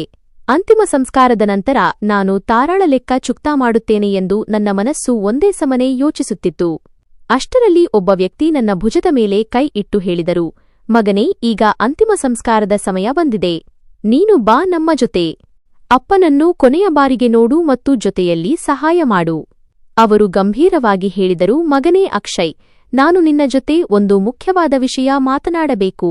ಅವರು ನನ್ನನ್ನು ಪಕ್ಕಕ್ಕೆ ಕರೆದುಕೊಂಡು ಹೋದರು. ಆ ಹಿರಿಯರು ಮೆದುಧ್ವನಿಯಲ್ಲಿ ನನಗೆ ಏನನ್ನೋ ಹೇಳಲು ಬಯಸಿದರು. ಆಗ ನಾನು ಕಣ್ಣೀರು ಒರೆಸಿಕೊಳ್ಳುತ್ತಾ ಹೇಳಿ ಎಂದೆ. ಆ ಹಿರಿಯರು ಅಪ್ಪನ ಶವದ ಕಡೆಗೆ ಸನ್ನೆ ಮಾಡುತ್ತಾ ಹೇಳಿದರು, ನಿನ್ನ ತಂದೆ ಸಾಯುವ ಕೆಲವು ದಿನಗಳ ಮೊದಲು ನನ್ನಿಂದ ಒಂದು ಮಾತು ತೆಗೆದುಕೊಂಡಿದ್ದರು. ನಾನು ಅವರನ್ನು ನೋಡಲು ಬಂದಿದ್ದೆ. ಅವರು ನನ್ನ ಕೈ ಹಿಡಿದು ಹೇಳಿದ್ದರು, ಒಂದು ವೇಳೆ ನನ್ನ ಸಾವಿನ ಸಮಯದಲ್ಲಿ ನನ್ನ ಮಗ ಬಂದರೆ ಅವನಿಗೆ ನನ್ನ ಒಂದು ಸಂದೇಶವನ್ನು ಖಂಡಿತ ತಲುಪಿಸು. ನಾನು ಬೆಚ್ಚಿಬಿದ್ದೆ. ಎಂತಹ ಸಂದೇಶ? ಅಪ್ಪ ಏನು ಹೇಳಿದ್ದರು? ಅವರು ಹೇಳಿದ್ದರು, ನನ್ನ ಮಗನಿಗೆ ಹೇಳು, ನನ್ನ ಅಂತಿಮ ಸಂಸ್ಕಾರಕ್ಕಿಂತ ಮೊದಲು ನನ್ನ ಮುಖವನ್ನು ತೆರೆದು ಗಮನವಿಟ್ಟು ನೋಡಬೇಕು ಎಂದು. ಹಿರಿಯರು ಹೇಳಿದಾಗ ನನಗೆ ಆಶ್ಚರ್ಯವಾಯಿತು. ಅಪ್ಪ ಇಂತಹ ವಿಚಿತ್ರವಾದ ಬೇಡಿಕೆ ಏಕೆ ಇಟ್ಟಿದ್ದರು? ನಂತರ ನಾನು ನಡುಗುವ ಕೈಗಳಿಂದ ಹೇಳಿದೆ, ಸರಿ, ನೀವು ಅವರ ಮುಖದ ಮೇಲಿನ ಬಟ್ಟೆಯನ್ನು ಸರಿಸಿ, ನಾನು ನೋಡಬೇಕು. ಆ ಹಿರಿಯರು ನಿಧಾನವಾಗಿ ಅಪ್ಪನ ಮುಖದ ಮೇಲಿದ್ದ ಚಾದರವನ್ನು ಸರಿಸಿದರು. ನನ್ನ ಕಣ್ಣು ಅಪ್ಪನ ಮುಖದ ಮೇಲೆ ಬಿದ್ದ ತಕ್ಷಣ ನನ್ನ ಮೈ ಜುಮ್ಮೆಂದಿತು. ನನ್ನ ಗಂಟಲಲ್ಲಿ ಸಿಕ್ಕಿಹಾಕಿಕೊಂಡಿದ್ದ ಚೀರಾಟ ಹೊರಬರುತ್ತಾ ನಿಂತುಹೋಯಿತು. ಅಪ್ಪನ ಮುಖದ ಮೇಲೆ ಸಾವಿನ ನಂತರವೂ ಎಂತಹ ನಗು ಇತ್ತೆಂದರೆ ಅವರು ಜೀವಂತವಾಗಿದ್ದು ಯಾವುದೋ ಸುಂದರ ಕನಸು ಕಾಣುತ್ತಿರುವಂತೆ ಭಾಸವಾಗುತ್ತಿತ್ತು. ಅವರ ಮುಖದಲ್ಲಿ ಕಳೆಯಿತ್ತು. ನಾನು ಅಳುತ್ತಾ ಹಿರಿಯರನ್ನು ಕೇಳಿದೆ, ಈ ನಗು? ಅವರು ತುಂಬಾ ನೋವಿನಲ್ಲಿ ಸತ್ತರಲ್ಲವೇ? ಮತ್ತೆ ಈ ನೆಮ್ಮದಿ ಎಲ್ಲಿಂದ ಬಂತು? ಆಗ ಹಿರಿಯರು ನನ್ನ ಭುಜದ ಮೇಲೆ ಕೈ ಇಟ್ಟು ಹೇಳಿದರು, ಮಗನೇ, ಇದು ಪುಣ್ಯಾತ್ಮರ ಲಕ್ಷಣಗಳಲ್ಲಿ ಒಂದಾಗಿದೆ. ಆದರೆ ಈ ನಗು ಹೇಳುತ್ತಿದೆ, ಅವರು ಯಾವುದೋ ಅತಿದೊಡ್ಡ ಭಾರದಿಂದ ಮುಕ್ತರಾಗಿ ಹೋಗಿದ್ದಾರೆ ಎಂದು. ನಾನು ಅಪ್ಪನ ಹಣೆಗೆ ಮುತ್ತಿಟ್ಟೆ. ಅಪ್ಪ ನನಗೆ ಸಾಂತ್ವನ ಹೇಳುತ್ತಿರುವಂತೆ ಆ ನಗು ನನಗೆ ಭಾಸವಾಯಿತು. ಆದರೆ ಆ ನಗು ನನ್ನೊಳಗಿನ ಬೆಂಕಿಯನ್ನು ತಂಪು ಮಾಡಲಿಲ್ಲ, ಬದಲಿಗೆ ಇನ್ನಷ್ಟು ಹೆಚ್ಚಿಸಿತು. ಅಪ್ಪನ ಸಾವು ಸ್ವಾಭಾವಿಕವಾಗಿ ಆಗಿಲ್ಲ ಎಂದು ನನಗೆ ತಿಳಿದಿತ್ತು. ಏಕೆಂದರೆ ಅಪ್ಪನ ಆ ಫೋನ್ ಕರೆ ಅವರು ಕೊಲೆಯಾಗಿದ್ದಾರೆ ಎಂದು ಸಾಬೀತುಪಡಿಸಲು ಸಾಕಾಗಿತ್ತು. ನನ್ನ ಹೃದಯ ಸೇಡಿನ ಬೆಂಕಿಯಲ್ಲಿ ಉರಿಯುತ್ತಿತ್ತು. ಈ ನಗುವಿನ ಹಿಂದೆ ಖಂಡಿತವಾಗಿಯೂ ಯಾವುದೋ ರಹಸ್ಯವಿದೆ ಎಂದು ನಾನು ಯೋಚಿಸಿದೆ. ನಾನು ಅಪ್ಪನ ಅಪರಾಧಿಯನ್ನು ಕ್ಷಮಿಸಲು ಇಷ್ಟಪಡಲಿಲ್ಲ. ಆದರೆ ಆ ಅಪರಾಧಿ ಬೇರೆ ಯಾರೂ ಅಲ್ಲ, ನನ್ನ ಹೆಂಡತಿ ತಾರಾ ಎಂದು ನನಗೆ ಖಾತ್ರಿಯಿತ್ತು. ನಾನು ಕೋಪದಿಂದ ಹೇಳಿದೆ, ತಾರಾ, ನೀನು ನನ್ನ ಅಪ್ಪನನ್ನು ಮೋಸದಿಂದ ಕೊಂದಿದ್ದೀಯಾ? ನಾನು ನಿನ್ನ ವಿರುದ್ಧ ಸಾಕ್ಷಿ ಹುಡುಕಿಯೇ ತೀರುತ್ತೇನೆ ಮತ್ತು ನಿನ್ನನ್ನು ಜೈಲಿನ ಕಂಬಿಗಳ ಹಿಂದೆ ತಳ್ಳುತ್ತೇನೆ. ಅವರ ಅಂತಿಮ ಸಂಸ್ಕಾರದ ನಂತರ ಮನೆಗೆ ಬಂದು ನಾನು ಅಪ್ಪನ ಕೋಣೆಯ ಶೋಧನೆ ನಡೆಸಲು ಪ್ರಾರಂಭಿಸಿದೆ. ನಾನು ಪ್ರತಿ ಬಾಗಿಲು, ಪ್ರತಿ ಕಪಾಟು ಮತ್ತು ಪ್ರತಿ ಮೂಲೆಯನ್ನು ಹುಡುಕಿದೆ. ಯಾವುದಾದರೂ ವಿಷಕಾರಿ ಔಷಧಿ ಸಿಗಬಹುದೇ, ಅಥವಾ ಅವರನ್ನು ಕೊಲ್ಲಲಾಗಿದೆ, ಅಥವಾ ಹಸಿವಿನಿಂದ ಇಡಲಾಗಿದೆ ಎಂದು ಸಾಬೀತುಪಡಿಸುವಂತಹ ಯಾವುದಾದರೂ ವಸ್ತು ಸಿಗಬಹುದೇ ಎಂದು ನಾನು ಹುಡುಕುತ್ತಿದ್ದೆ. ನಾನು ಹಾಸಿಗೆಯ ಮೆತ್ತೆಗಳನ್ನು ತಿರುವುಮುರುವು ಮಾಡಿದೆ. ಅವರ ಔಷಧಿ ಬಾಟಲಿಗಳನ್ನು ಪರಿಶೀಲಿಸಿದೆ. ನಾನು ಹುಚ್ಚುತನದ ಸ್ಥಿತಿಯಲ್ಲಿ ಪ್ರತಿಯೊಂದು ವಸ್ತುವನ್ನು ಅತ್ತಿಂದಿತ್ತ ಎಸೆಯುತ್ತಿದ್ದೆ. ಆಗ ಇದ್ದಕ್ಕಿದ್ದಂತೆ ಬಾಗಿಲು ತೆರೆಯಿತು ಮತ್ತು ತಾರಾ ಒಳಗೆ ಬಂದಳು. ನೀವು ಏನು ಮಾಡುತ್ತಿದ್ದೀರಿ ಅಕ್ಷಯ್? ಪ್ರಜ್ಞೆಯಲ್ಲಿ ಇದ್ದೀರಾ? ಕೋಣೆಯ ಸ್ಥಿತಿಯನ್ನು ಏಕೆ ಹಾಳು ಮಾಡುತ್ತಿದ್ದೀರಿ? ಅವಳು ಹೆದರುತ್ತಾ ಕೇಳಿದಳು. ನಾನು ಅವಳ ಕಡೆ ನೋಡದೆಯೇ ಕಿರುಚಿ ಹೇಳಿದೆ, ನೀನು ಇಲ್ಲಿಂದ ತೊಲಗು. ನನಗೆ ನಿನ್ನ ಮುಖವನ್ನು ನೋಡಬಾರದು. ನಿನ್ನ ಕೊರಳಿಗೆ ಉರುಳಾಗುವ ಆ ಸಾಕ್ಷಿಯನ್ನು ನಾನು ಹುಡುಕುತ್ತಿದ್ದೇನೆ. ನನ್ನ ಅಪ್ಪ ನನಗೆ ಫೋನ್ನಲ್ಲಿ ಎಲ್ಲವನ್ನೂ ಹೇಳಿದ್ದಾರೆ. ನೀನು ಅವರನ್ನು ಕೊಲ್ಲಲು ಬಯಸಿದ್ದೆ ಎಂದು. ತಾರಾ ಅತ್ತುಬಿಟ್ಟಳು. ದೇವರ ಆಣೆಗೂ ನನ್ನನ್ನು ನಂಬಿ, ನಾನು ಅಂತಹದ್ದೇನೂ ಮಾಡಿಲ್ಲ. ನಿಮಗೆ ತಪ್ಪು ತಿಳುವಳಿಕೆಯಾಗುತ್ತಿದೆ. ತಪ್ಪು ತಿಳುವಳಿಕೆ? ನಾನು ವಿಷ ತುಂಬಿದ ನಗು ನಗುತ್ತಾ ಹೇಳಿದೆ. ನಾನು ಅಪ್ಪನ ಧ್ವನಿಯನ್ನು ನಾನೇ ಕೇಳಿದ್ದೆ. ಅವರು ಸುಳ್ಳು ಹೇಳುವುದಿಲ್ಲ ಮತ್ತು ಹೇಳಲು ಸಾಧ್ಯವಿಲ್ಲ. ಈಗ ನೀನು ಕೇವಲ ನಿನ್ನ ಅಂತ್ಯಕ್ಕಾಗಿ ಕಾಯಿ. ನಾನು ಇನ್ನೂ ಏನನ್ನೋ ಹೇಳಲು ಹೋಗುತ್ತಿದ್ದೆ.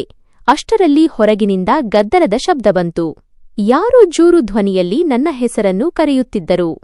ನಾನು ಕೋಪದಿಂದ ಬಾಗಿಲ ಕಡೆ ನೋಡಿದೆ. ಇದು ನನ್ನ ಚಿಕ್ಕಪ್ಪನ ಕಾಕಾ ಧ್ವನಿಯಾಗಿತ್ತು. ಅವರು ಕೈಯಲ್ಲಿ ಕೆಲವು ಕಾಗದಗಳನ್ನು ಹಿಡಿದುಕೊಂಡು ಹಾಲಿನಲ್ಲಿ ನಿಂತಿದ್ದರು. ಆ ಕಾಗದಗಳು ನನ್ನ ಜೀವನದಲ್ಲಿ ಬಿರುಗಾಳಿ ಎಬ್ಬಿಸಲಿವೆ ಎಂದು ನನಗೆ ತಿಳಿದಿರಲಿಲ್ಲ. ನಾನು ಹುಚ್ಚನಂತೆ ಕೋಣೆಯಲ್ಲಿ ವಸ್ತುಗಳನ್ನು ಅತ್ತಿಂದಿತ್ತ ಎಸೆಯುತ್ತಿದ್ದೆ. ಆಗ ಇದ್ದಕ್ಕಿದ್ದಂತೆ ಚಿಕ್ಕಪ್ಪ, ಕಾಕಾ ಇನ್ನೂ ಕೆಲವರೊಂದಿಗೆ ಬಾಗಿಲಲ್ಲಿ ನಿಂತಿರೋದು ಕಾಣಿಸಿತು. ಅವರ ಕೈಯಲ್ಲಿ ಕೆಲವು ಬಾಂಡ್ ಪೇಪರ್ಗಳಿದ್ದವು. ಅವರ ಮುಖದಲ್ಲಿ ಒಂದು ವಿಚಿತ್ರವಾದ ಗೆಲುವಿನ ನಗು ಇತ್ತು. ಅದು ಈ ದುಃಖದ ವಾತಾವರಣದಲ್ಲಿ ತುಂಬಾ ಭಾರವಾಗಿ ಕಾಣುತ್ತಿತ್ತು. ಅಕ್ಷಯ್, ಸಾಕು ಮಾಡು ಇದೆಲ್ಲ. ಈಗ ಈ ವಸ್ತುಗಳಿಂದ ಯಾವುದೇ ಪ್ರಯೋಜನವಿಲ್ಲ ಎಂದು ಚಿಕ್ಕಪ್ಪ ತೀಕ್ಷ್ಣವಾದ ಧ್ವನಿಯಲ್ಲಿ ಹೇಳಿದರು. ನಾನು ಕೋಪದಿಂದ ಅವರ ಕಡೆಗೆ ನೋಡಿದೆ ಮತ್ತು ನೀವು ಏನು ಹೇಳಲು ಬಯಸುತ್ತಿದ್ದೀರಿ ಚಿಕ್ಕಪ್ಪ? ಮತ್ತು ಈ ಕಾಗದಗಳು ಯಾವುವು ಎಂದು ಕೇಳಿದೆ. ಚಿಕ್ಕಪ್ಪ ಆ ಕಾಗದಗಳನ್ನು ನನ್ನ ಕಡೆಗೆ ನೀಡುತ್ತಾ ಹೇಳಿದರು, ನೋಡು, ನಿನ್ನ ತಂದೆ ಬದುಕಿದ್ದಾಗಲೇ ತಮ್ಮ ಎಲ್ಲಾ ಜಮೀನು ಆಸ್ತಿಯನ್ನು ನನ್ನ ಹೆಸರಿಗೆ ಬರೆದುಕೊಟ್ಟಿದ್ದಾರೆ. ಈಗ ಈ ಮನೆ ಮತ್ತು ಜಮೀನಿನ ಮಾಲೀಕ ನಾನು. ನನ್ನ ಕಾಲ ಕೆಳಗಿನ ಭೂಮಿ ಸರಿದಂತಾಯಿತು. ನಾನು ಆ ಕಾಗದಗಳನ್ನು ಅವರ ಕೈಯಿಂದ ಕಿತ್ತುಕೊಂಡು ಓದಲು ಪ್ರಾರಂಭಿಸಿದೆ. ಅವುಗಳ ಮೇಲೆ ನಿಜವಾಗಿಯೂ ಅಪ್ಪನ ಹೆಬ್ಬೆಟ್ಟಿನ ಗುರುತುಗಳಿದ್ದವು. ನಾನು ಆಶ್ಚರ್ಯ ಮತ್ತು ಆಘಾತದಿಂದ ಹೇಳಿದೆ, ಇದು ಅಸಾಧ್ಯ. ಅಪ್ಪ ಹೀಗೆ ಎಂದಿಗೂ ಮಾಡಲು ಸಾಧ್ಯವಿಲ್ಲ. ಈ ಎಲ್ಲಾ ಆಸ್ತಿ ನನ್ನ ಸಂಪಾದನೆಯಿಂದ ಮಾಡಿದ್ದು. ನಾನು ಹೊರದೇಶದಲ್ಲಿ ಕೆಲಸ ಮಾಡುತ್ತಿದ್ದೆ, ಹಣ ಕಳುಹಿಸುತ್ತಿದ್ದೆ ಮತ್ತು ಅಪ್ಪ ಪ್ರತಿಯೊಂದು ವಸ್ತುವನ್ನು ಖರೀದಿಸುತ್ತಿದ್ದರು. ಅವರು ನನ್ನೊಂದಿಗೆ ಇಂತಹ ದ್ರೋಹ ಮಾಡಲು ಸಾಧ್ಯವಿಲ್ಲ. ನೀವು ಮೋಸದಿಂದ ಹೆಬ್ಬೆಟ್ಟು ಹಾಕಿಸಿಕೊಂಡಿದ್ದೀರಿ. ಅಪ್ಪ ಹೀಗೆಂದಿಗೂ ಮಾಡಲಾರರು. ಚಿಕ್ಕಪ್ಪ ನಗಲಾರಂಭಿಸಿದರು. ಈಗ ಮೋಸವೋ ಅಥವಾ ಇಷ್ಟಪಟ್ಟು ಮಾಡಿದ್ದಾರೋ ಕಾನೂನುಬದ್ಧವಾಗಿ ಇದೆಲ್ಲವೂ ನನ್ನದು. ಹಾಗಾಗಿ ನೀನು ನಿನ್ನ ಹೆಂಡತಿಯನ್ನು ಕರೆದುಕೊಂಡು ಇಲ್ಲಿಂದ ಹೊರಟು ಹೋದರೆ ಒಳ್ಳೆಯದು. ನಾನು ಕೋಪದಿಂದ ಅವರ ಕಡೆಗೆ ಮುನ್ನುಗ್ಗುತ್ತಿರುವಾಗಲೇ ಹಿಂದಿನಿಂದ ತಾರಾಳ ಘರ್ಜಿಸುವ ಧ್ವನಿ ಕೇಳಿಸಿತು. ಇವರು ಸುಳ್ಳು ಹೇಳುತ್ತಿದ್ದಾರೆ. ಇವರೇ ಅಪ್ಪಾಜಿಯ ಅಪರಾಧಿ. ನಾನು ಮತ್ತು ಚಿಕ್ಕಪ್ಪ ಇಬ್ಬರೂ ಬೆಚ್ಚಿಬಿದ್ದು ಹಿಂದಿರುಗಿ ನೋಡಿದೆವು. ತಾರಾ ಬಾಗಿಲಲ್ಲಿ ನಿಂತಿದ್ದಳು. ಅವಳ ಕಣ್ಣುಗಳಲ್ಲಿ ಈಗ ಭಯದ ಬದಲು ಸೇಡಿನ ಬೆಂಕಿ ಇತ್ತು. ಅವಳು ಚಿಕ್ಕಪ್ಪನ ಕಡೆಗೆ ಬೆರಳು ತೋರಿಸಿ ಕಿರುಚುತ್ತಿದ್ದಳು. ಅಕ್ಷಯ್, ದೇವರ ಆಣೆಗೂ ನನ್ನ ಮಾತು ಕೇಳಿ. ಇದೇ ಮನುಷ್ಯ ನಮ್ಮ ಜೀವನವನ್ನು ಹಾಳು ಮಾಡಿದ್ದು. ನಾನು ನಿಮಗೆ ಏನನ್ನಾದರೂ ಹೇಳಿದರೆ ಇವರು ನಿಮ್ಮನ್ನು ಅಲ್ಲಿ ಹೊರದೇಶದಲ್ಲೇ ಕೊಲ್ಲಿಸುವುದಾಗಿ ನನಗೆ ಪ್ರತಿದಿನ ಬೆದರಿಕೆ ಹಾಕುತ್ತಿದ್ದರು. ನಾನು ಆಶ್ಚರ್ಯ ಮತ್ತು ಗೊಂದಲದಿಂದ ಕೆಲವೊಮ್ಮೆ ಹೆಂಡತಿಯನ್ನು ಮತ್ತು ಕೆಲವೊಮ್ಮೆ ಚಿಕ್ಕಪ್ಪನನ್ನು ನೋಡುತ್ತಿದ್ದೆ. ತಾರಾ, ನೀನು ಏನು ಹೇಳುತ್ತಿದ್ದೀಯಾ? ಎಲ್ಲವನ್ನೂ ವಿವರವಾಗಿ ಹೇಳು. ತಾರಾ ಅಳುತ್ತಾ ಮುಂದೆ ಬಂದು ಹೇಳಿದಳು, ಅಪ್ಪಾಜಿ ನಿಮ್ಮ ಪ್ರಾಣದ ಮೇಲಿನ ಆಣೆಯ ಕಾರಣದಿಂದ ಮೌನವಾಗಿದ್ದರು. ಇವರು ಪ್ರತಿದಿನ ಮನೆಗೆ ಬಂದು ಆಸ್ತಿಯನ್ನು ತಮ್ಮ ಹೆಸರಿಗೆ ಬರೆದುಕೊಡುವಂತೆ ಅಪ್ಪಾಜಿಗೆ ಹೊಡೆದು ಬಡಿದು ಹಿಂಸಿಸುತ್ತಿದ್ದರು. ಅಪ್ಪಾಜಿ ಕೇವಲ ಇದಕ್ಕಾಗಿಯೇ ಮೌನವಾಗಿದ್ದರು, ಏಕೆಂದರೆ ಇವರು ನನ್ನ ಜನ ದುಬೈನಲ್ಲಿ ನಿನ್ನ ಮಗನ ಹಿಂದೆ ಬಿದ್ದಿದ್ದಾರೆ. ನೀನು ಏನಾದರೂ ಮಾಡಿದರೆ ಅವರು ನಿನ್ನ ಮಗನನ್ನು ಕೊಲ್ಲುತ್ತಾರೆ ಎಂದು ಹೇಳುತ್ತಿದ್ದರು. ನಿಮ್ಮ ಜೀವಕ್ಕೆ ಯಾವುದೇ ಅಪಾಯ ಬರುವುದು ಅಪ್ಪಾಜಿಗೆ ಇಷ್ಟವಿರಲಿಲ್ಲ. ಚಿಕ್ಕಪ್ಪ ಕೋಪದಿಂದ ಮುಂದೆ ಬಂದು ತಾರಾಳಿಗೆ ಕಪಾಳಮೋಕ್ಷ ಮಾಡಲು ಪ್ರಯತ್ನಿಸಿದರು. ನಿನ್ನ ಬಾಯಿ ಮುಚ್ಚು. ನಾನು ತಕ್ಷಣ ಚಿಕ್ಕಪ್ಪನ ಕೈ ಹಿಡಿದುಕೊಂಡೆ ಮತ್ತು ಅವರನ್ನು ಜೋರಾಗಿ ತಳ್ಳಿ ಹೇಳಿದೆ, ಎಚ್ಚರ, ನನ್ನ ಹೆಂಡತಿಯನ್ನು ಮುಟ್ಟುವ ಧೈರ್ಯ ಮಾಡಿದರೆ ಹುಷಾರ್. ತಾರಾ, ಪೂರ್ತಿ ವಿಷಯ ಹೇಳು. ತಾರಾ ಬಿಕ್ಕಳಿಸುತ್ತಾ ಹೇಳಿದಳು, ಆ ದುರದೃಷ್ಟದ ದಿನ ಇವರೇ ನನ್ನ ಫೋನ್ನಿಂದ ಬಲವಂತವಾಗಿ ಅಪ್ಪಾಜಿಯ ಕೈಯಲ್ಲಿ ಆ ಕರೆ ಮಾಡಿಸಿದ್ದರು. ಅವರು ಅಪ್ಪನ ತಲೆಗೆ ಪಿಸ್ತೂಲ್ ಇಟ್ಟಿದ್ದರು ಮತ್ತು ಒಂದು ವೇಳೆ ಅಕ್ಷಯ್ಗೆ ಸೊಸೆ ತುಂಬಾ ದೌರ್ಜನ್ಯ ಮಾಡುತ್ತಿದ್ದಾಳೆ ಎಂದು ಹೇಳದಿದ್ದರೆ ಈ ಕ್ಷಣವೇ ಗುಂಡು ಹಾರಿಸುತ್ತೇನೆ ಎಂದು ಬೆದರಿಸಿದ್ದರು. ಅಪ್ಪ ನಿಮ್ಮನ್ನು ಮತ್ತು ನನ್ನ ಪ್ರಾಣವನ್ನು ಉಳಿಸಲು ಆ ಸುಳ್ಳು ಹೇಳಿದರು. ವಾಸ್ತವದಲ್ಲಿ ಇವರು ಆಸ್ತಿಯನ್ನು ಆಗಲೇ ತಮ್ಮ ಹೆಸರಿಗೆ ಬರೆಸಿಕೊಂಡಿದ್ದರು ಮತ್ತು ಅಪ್ಪನನ್ನು ಅಡ್ಡಿಯಿಂದ ತೆಗೆದುಹಾಕಲು ಬಯಸಿದ್ದರು. ನನ್ನ ತಲೆಯಲ್ಲಿ ಎಲ್ಲ ವಿಷಯಗಳು ಒಂದಕ್ಕೊಂದು ತಾಳೆಯಾಗತೊಡಗಿದವು. ಅಪ್ಪನ ಆ ಫೋನ್ ಕರೆ, ಅಪ್ಪನ ಹೆದರಿದ ಧ್ವನಿ ಎಲ್ಲವೂ ಸ್ಪಷ್ಟವಾಯಿತು. ನನಗೆ ನನ್ನ ಮೂರ್ಖತನ ಮತ್ತು ಚಿಕ್ಕಪ್ಪನ ದುರಾಸೆಯ ಮೇಲೆ ತುಂಬಾ ಕೋಪ ಬಂದಿತು. ನಾವು ಇಲ್ಲಿಯವರೆಗೂ ಅಪ್ಪನ ಸಂಬಂಧಿಕರೊಂದಿಗೆ ಯಾವ ಒಳ್ಳೆಯತನ ಮಾಡಿಲ್ಲ ಹೇಳಿ? ಆದರೆ ಅವರು ನನ್ನ ಅಪ್ಪನನ್ನು ನನ್ನಿಂದ ಕಿತ್ತುಕೊಂಡರು ಎಂಬ ಪಶ್ಚಾತ್ತಾಪವಾಯಿತು. ತಾರಾ ಇನ್ನೂ ಹೇಳಿದಳು, ಅಕ್ಷಯ್, ಇವರು ಅಪ್ಪನನ್ನು ಕಳೆದ ಹಲವು ದಿನಗಳಿಂದ ಕೋಣೆಯಲ್ಲಿ ಕೂಡಿ ಹಾಕಿದ್ದರು. ಇವರು ನನ್ನ ಫೋನ್ ಕೂಡ ಕಿತ್ತುಕೊಂಡು ಹೋಗಿದ್ದರು. ಅಪ್ಪ ಎಷ್ಟೋ ದಿನಗಳ ಕಾಲ ಹಸಿವು ಮತ್ತು ಬಾಯಾರಿಕೆಯಿಂದ ಒಳಗೆ ಇದ್ದರು. ಚಳಿಯಲ್ಲಿ ಅವರಿಂದ ಕಂಬಳಿಯನ್ನು ಕೂಡ ಕಿತ್ತುಕೊಳ್ಳಲಾಗಿತ್ತು. ಈ ಚಳಿ ಮತ್ತು ಹಸಿವಿನ ಕಾರಣದಿಂದ ಅಪ್ಪನ ಸಾವು ಸಂಭವಿಸಿದೆ. ಇದು ಇವರ ಕೊಲೆಪಾತಕ ಕೃತ್ಯ. ಇದನ್ನು ಕೇಳಿ ನನ್ನ ರಕ್ತ ಕುದಿಯಿತು. ನಾನು ಚಿಕ್ಕಪ್ಪನನ್ನು ಹಿಡಿದುಕೊಂಡು ಘರ್ಜಿಸತೊಡಗಿದೆ. ನೀನು ನನ್ನ ಅಪ್ಪನನ್ನು ನರಳಿ ಸಾಯುವಂತೆ ಮಾಡಿದ್ದೀಯಾ?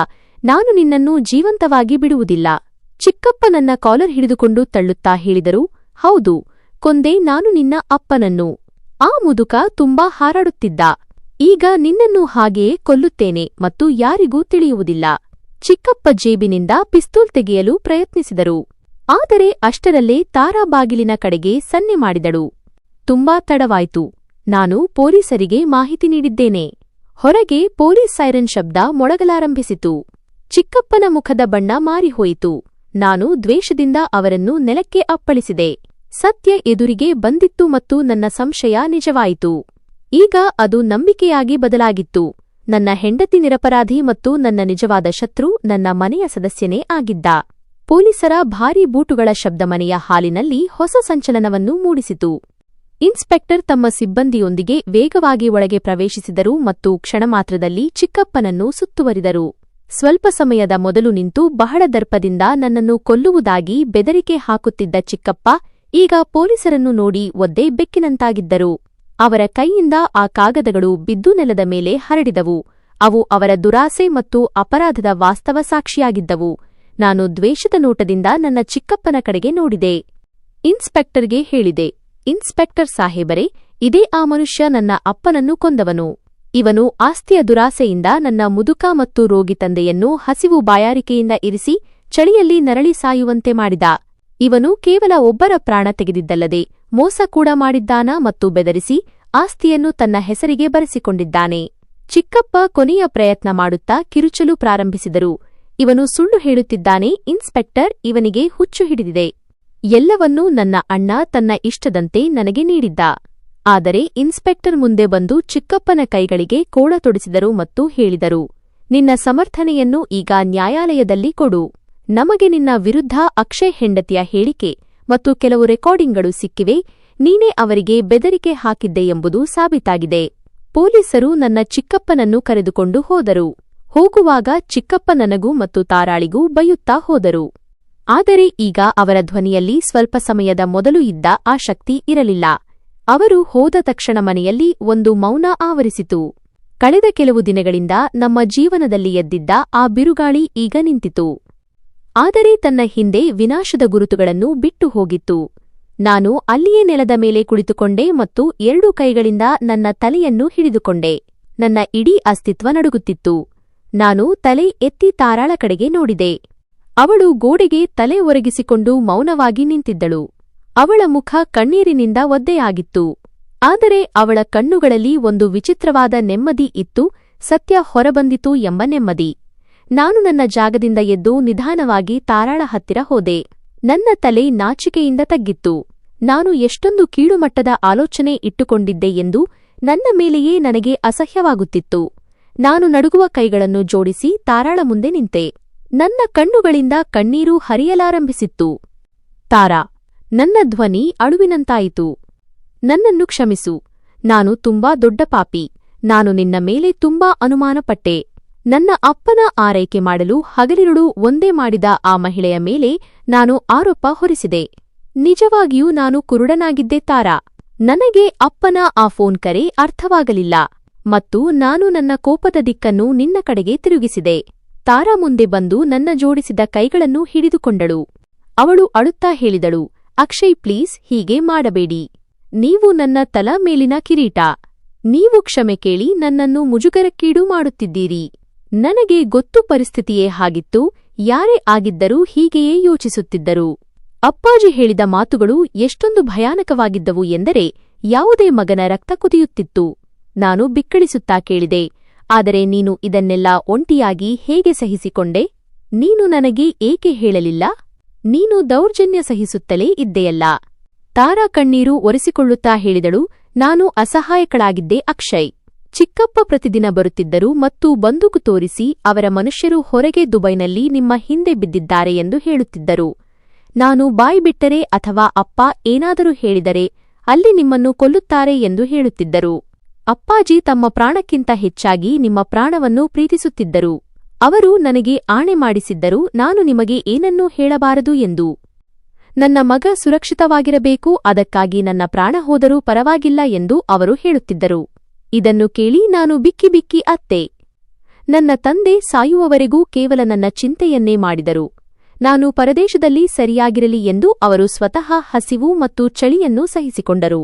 ಈಗ ನನಗೆ ಅರ್ಥವಾಯಿತು ಅಪ್ಪನ ಮುಖದ ಮೇಲೆ ಆ ನಗು ಏಕೆ ಇತ್ತು ಎಂದು.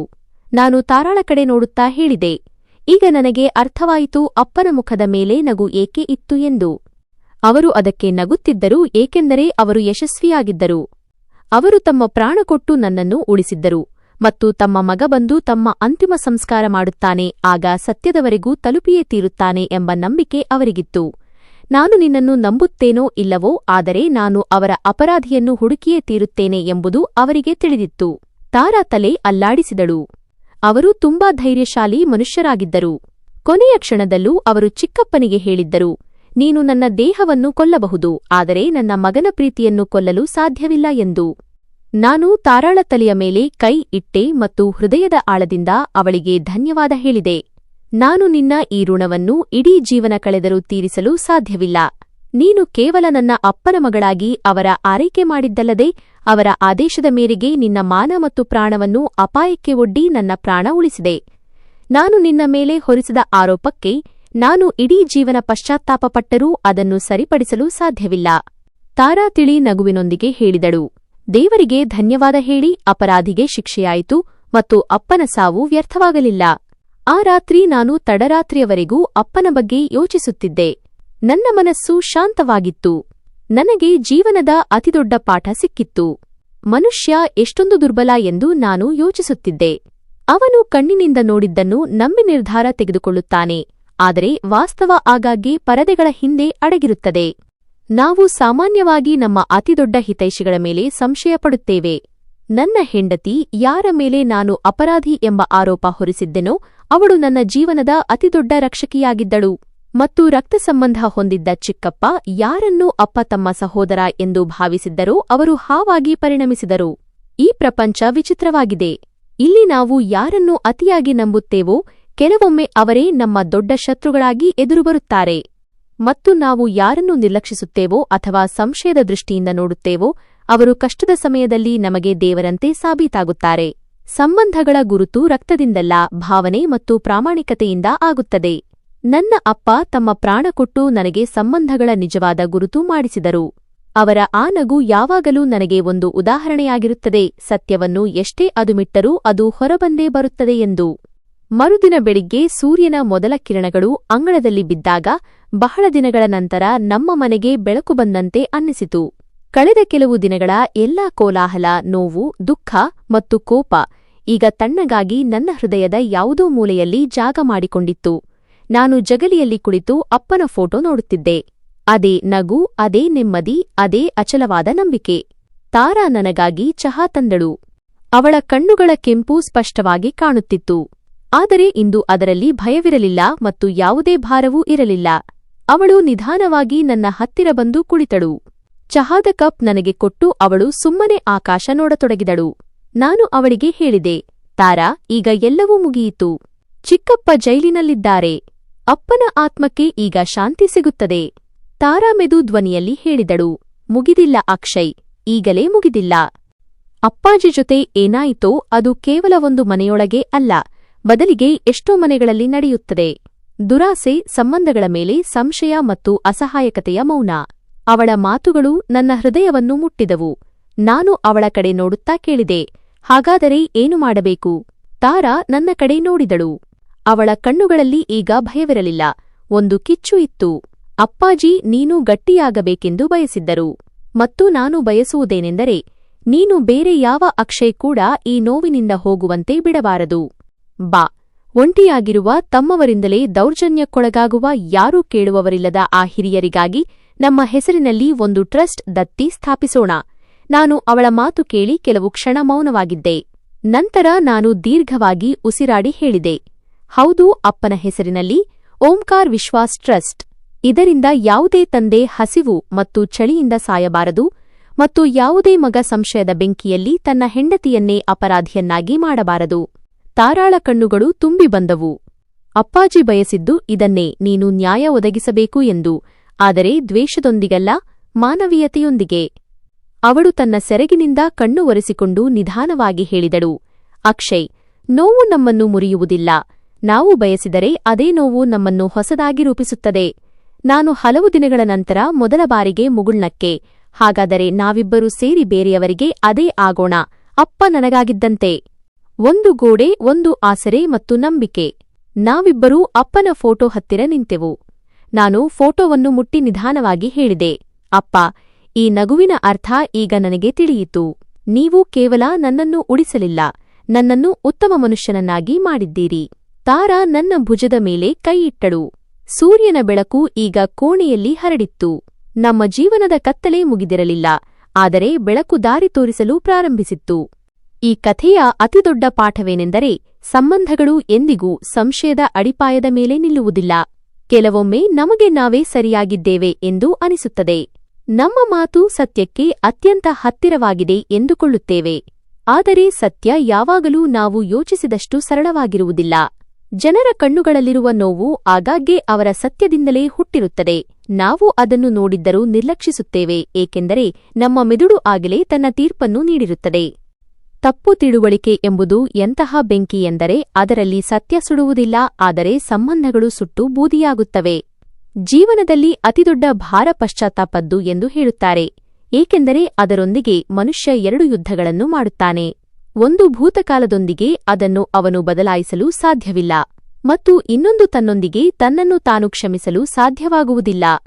ನಾವು ನಮ್ಮವರ ಮೇಲೆ ಆರೋಪ ಮಾಡಿದಾಗ ನಾವು ಕೇವಲ ಅವರ ಮನಸ್ಸನ್ನು ನೋಯಿಸುವುದಿಲ್ಲ, ಬೆಳೆಸಲು ವರ್ಷಗಳೇ ಬೇಕಾದ ಆ ನಂಬಿಕೆಯ ಬೇರುಗಳನ್ನು ಕೂಡ ಕತ್ತರಿಸಿಬಿಡುತ್ತೇವೆ. ಮತ್ತು ಹಲವು ಬಾರಿ ಸತ್ಯ ಎದುರಿಗೆ ಬಂದಾಗ ನಷ್ಟ ಎಷ್ಟು ಆಳವಾಗಿರುತ್ತದೆ ಎಂದರೆ ಕ್ಷಮೆ ಕೂಡ ಚಿಕ್ಕದಾಗಿ ಕಾಣುತ್ತದೆ. ಸಂಬಂಧಗಳಲ್ಲಿ ಅತ್ಯಂತ ಮುಖ್ಯವಾದ ವಿಷಯವೇನೆಂದರೆ, ನಾವು ನಮ್ಮ ಜನರನ್ನು ಅವರ ಕರ್ಮಗಳಿಂದ ಗುರುತಿಸಬೇಕು, ಭಯ ಮತ್ತು ಸಂಶಯದಿಂದಲ್ಲ. ಯಾರು ಮೌನವಾಗಿ ನಮ್ಮ ಜೊತೆ ನಿಂತಿರುತ್ತಾರೋ, ಯಾರು ಮಾತನಾಡದೆಯೇ ನಮ್ಮ ನೋವನ್ನು ಹೊರತಾರೋ, ಯಾರು ನಾವು ಬಿದ್ದಾಗ ನಮ್ಮನ್ನು ಹಿಡಿಯುತ್ತಾರೋ, ಕೆಲವೊಮ್ಮೆ ನಾವು ಅಂತಹವರನ್ನೇ ಕಳೆದುಕೊಳ್ಳುತ್ತೇವೆ, ಕೇವಲ ಅವರ ಮೌನದಲ್ಲಿ ಸುಳ್ಳನ್ನು ಹುಡುಕಿದ್ದಕ್ಕಾಗಿ ಮತ್ತು ಅವರ ಸತ್ಯದ ಮೇಲೆ ಸಂಶಯಪಟ್ಟಿದ್ದಕ್ಕಾಗಿ. ಅದಕ್ಕಾಗಿಯೇ ಜೀವನದ ನಿಜವಾದ ನಿಯಮ ಇದೇ ಆಗಿದೆ. ತೀರ್ಮಾನ ತೆಗೆದುಕೊಳ್ಳುವ ಮೊದಲು ಎಲ್ಲವನ್ನೂ ಅರ್ಥಮಾಡಿಕೊಳ್ಳಿ. ಸಂಶಯ ಪಡುವ ಮೊದಲು ಮನಸ್ಸಿನ ಮಾತು ಕೇಳಿ. ಮತ್ತು ಯಾರ ಮೇಲಾದರೂ ಆರೋಪ ಹೊರಿಸುವ ಮೊದಲು ಒಮ್ಮೆ ಅವರ ಮನಸ್ಸನ್ನು ಅನುಭವಿಸಿ ನೋಡಿ, ಏಕೆಂದರೆ ಸತ್ಯ ಯಾವಾಗಲೂ ಕಾಣಿಸುವುದಿಲ್ಲ ಮತ್ತು ನೋವು ಯಾವಾಗಲೂ ಹೇಳಲಾಗುವುದಿಲ್ಲ. ಸ್ನೇಹಿತರೆ, ನಮ್ಮ ಈ ಕಥೆ ನಿಮಗೆ ಇಷ್ಟವಾಯಿತು ಎಂದು ಭಾವಿಸುತ್ತೇನೆ. ಕಥೆ ಇಷ್ಟವಾಗಿದ್ದರೆ ವಿಡಿಯೋವನ್ನು ಲೈಕ್ ಮಾಡಿ. ಚಾನೆಲ್ಗೆ ಹೊಸಬರಾಗಿದ್ದರೆ ಚಾನೆಲ್ ಅನ್ನು ಸಬ್ಸ್ಕ್ರೈಬ್ ಮಾಡಿ ಮತ್ತು ಹೌದು, ನೋಟಿಫಿಕೇಷನ್ ಬೆಲ್ ಅನ್ನು ಖಂಡಿತ ಒತ್ತಿರಿ. ಇದರಿಂದ ಮುಂದಿನ ಅಪ್ಡೇಟ್ ಎಲ್ಲರಿಗಿಂತ ಮೊದಲು ನಿಮಗೆ ಸಿಗುತ್ತದೆ.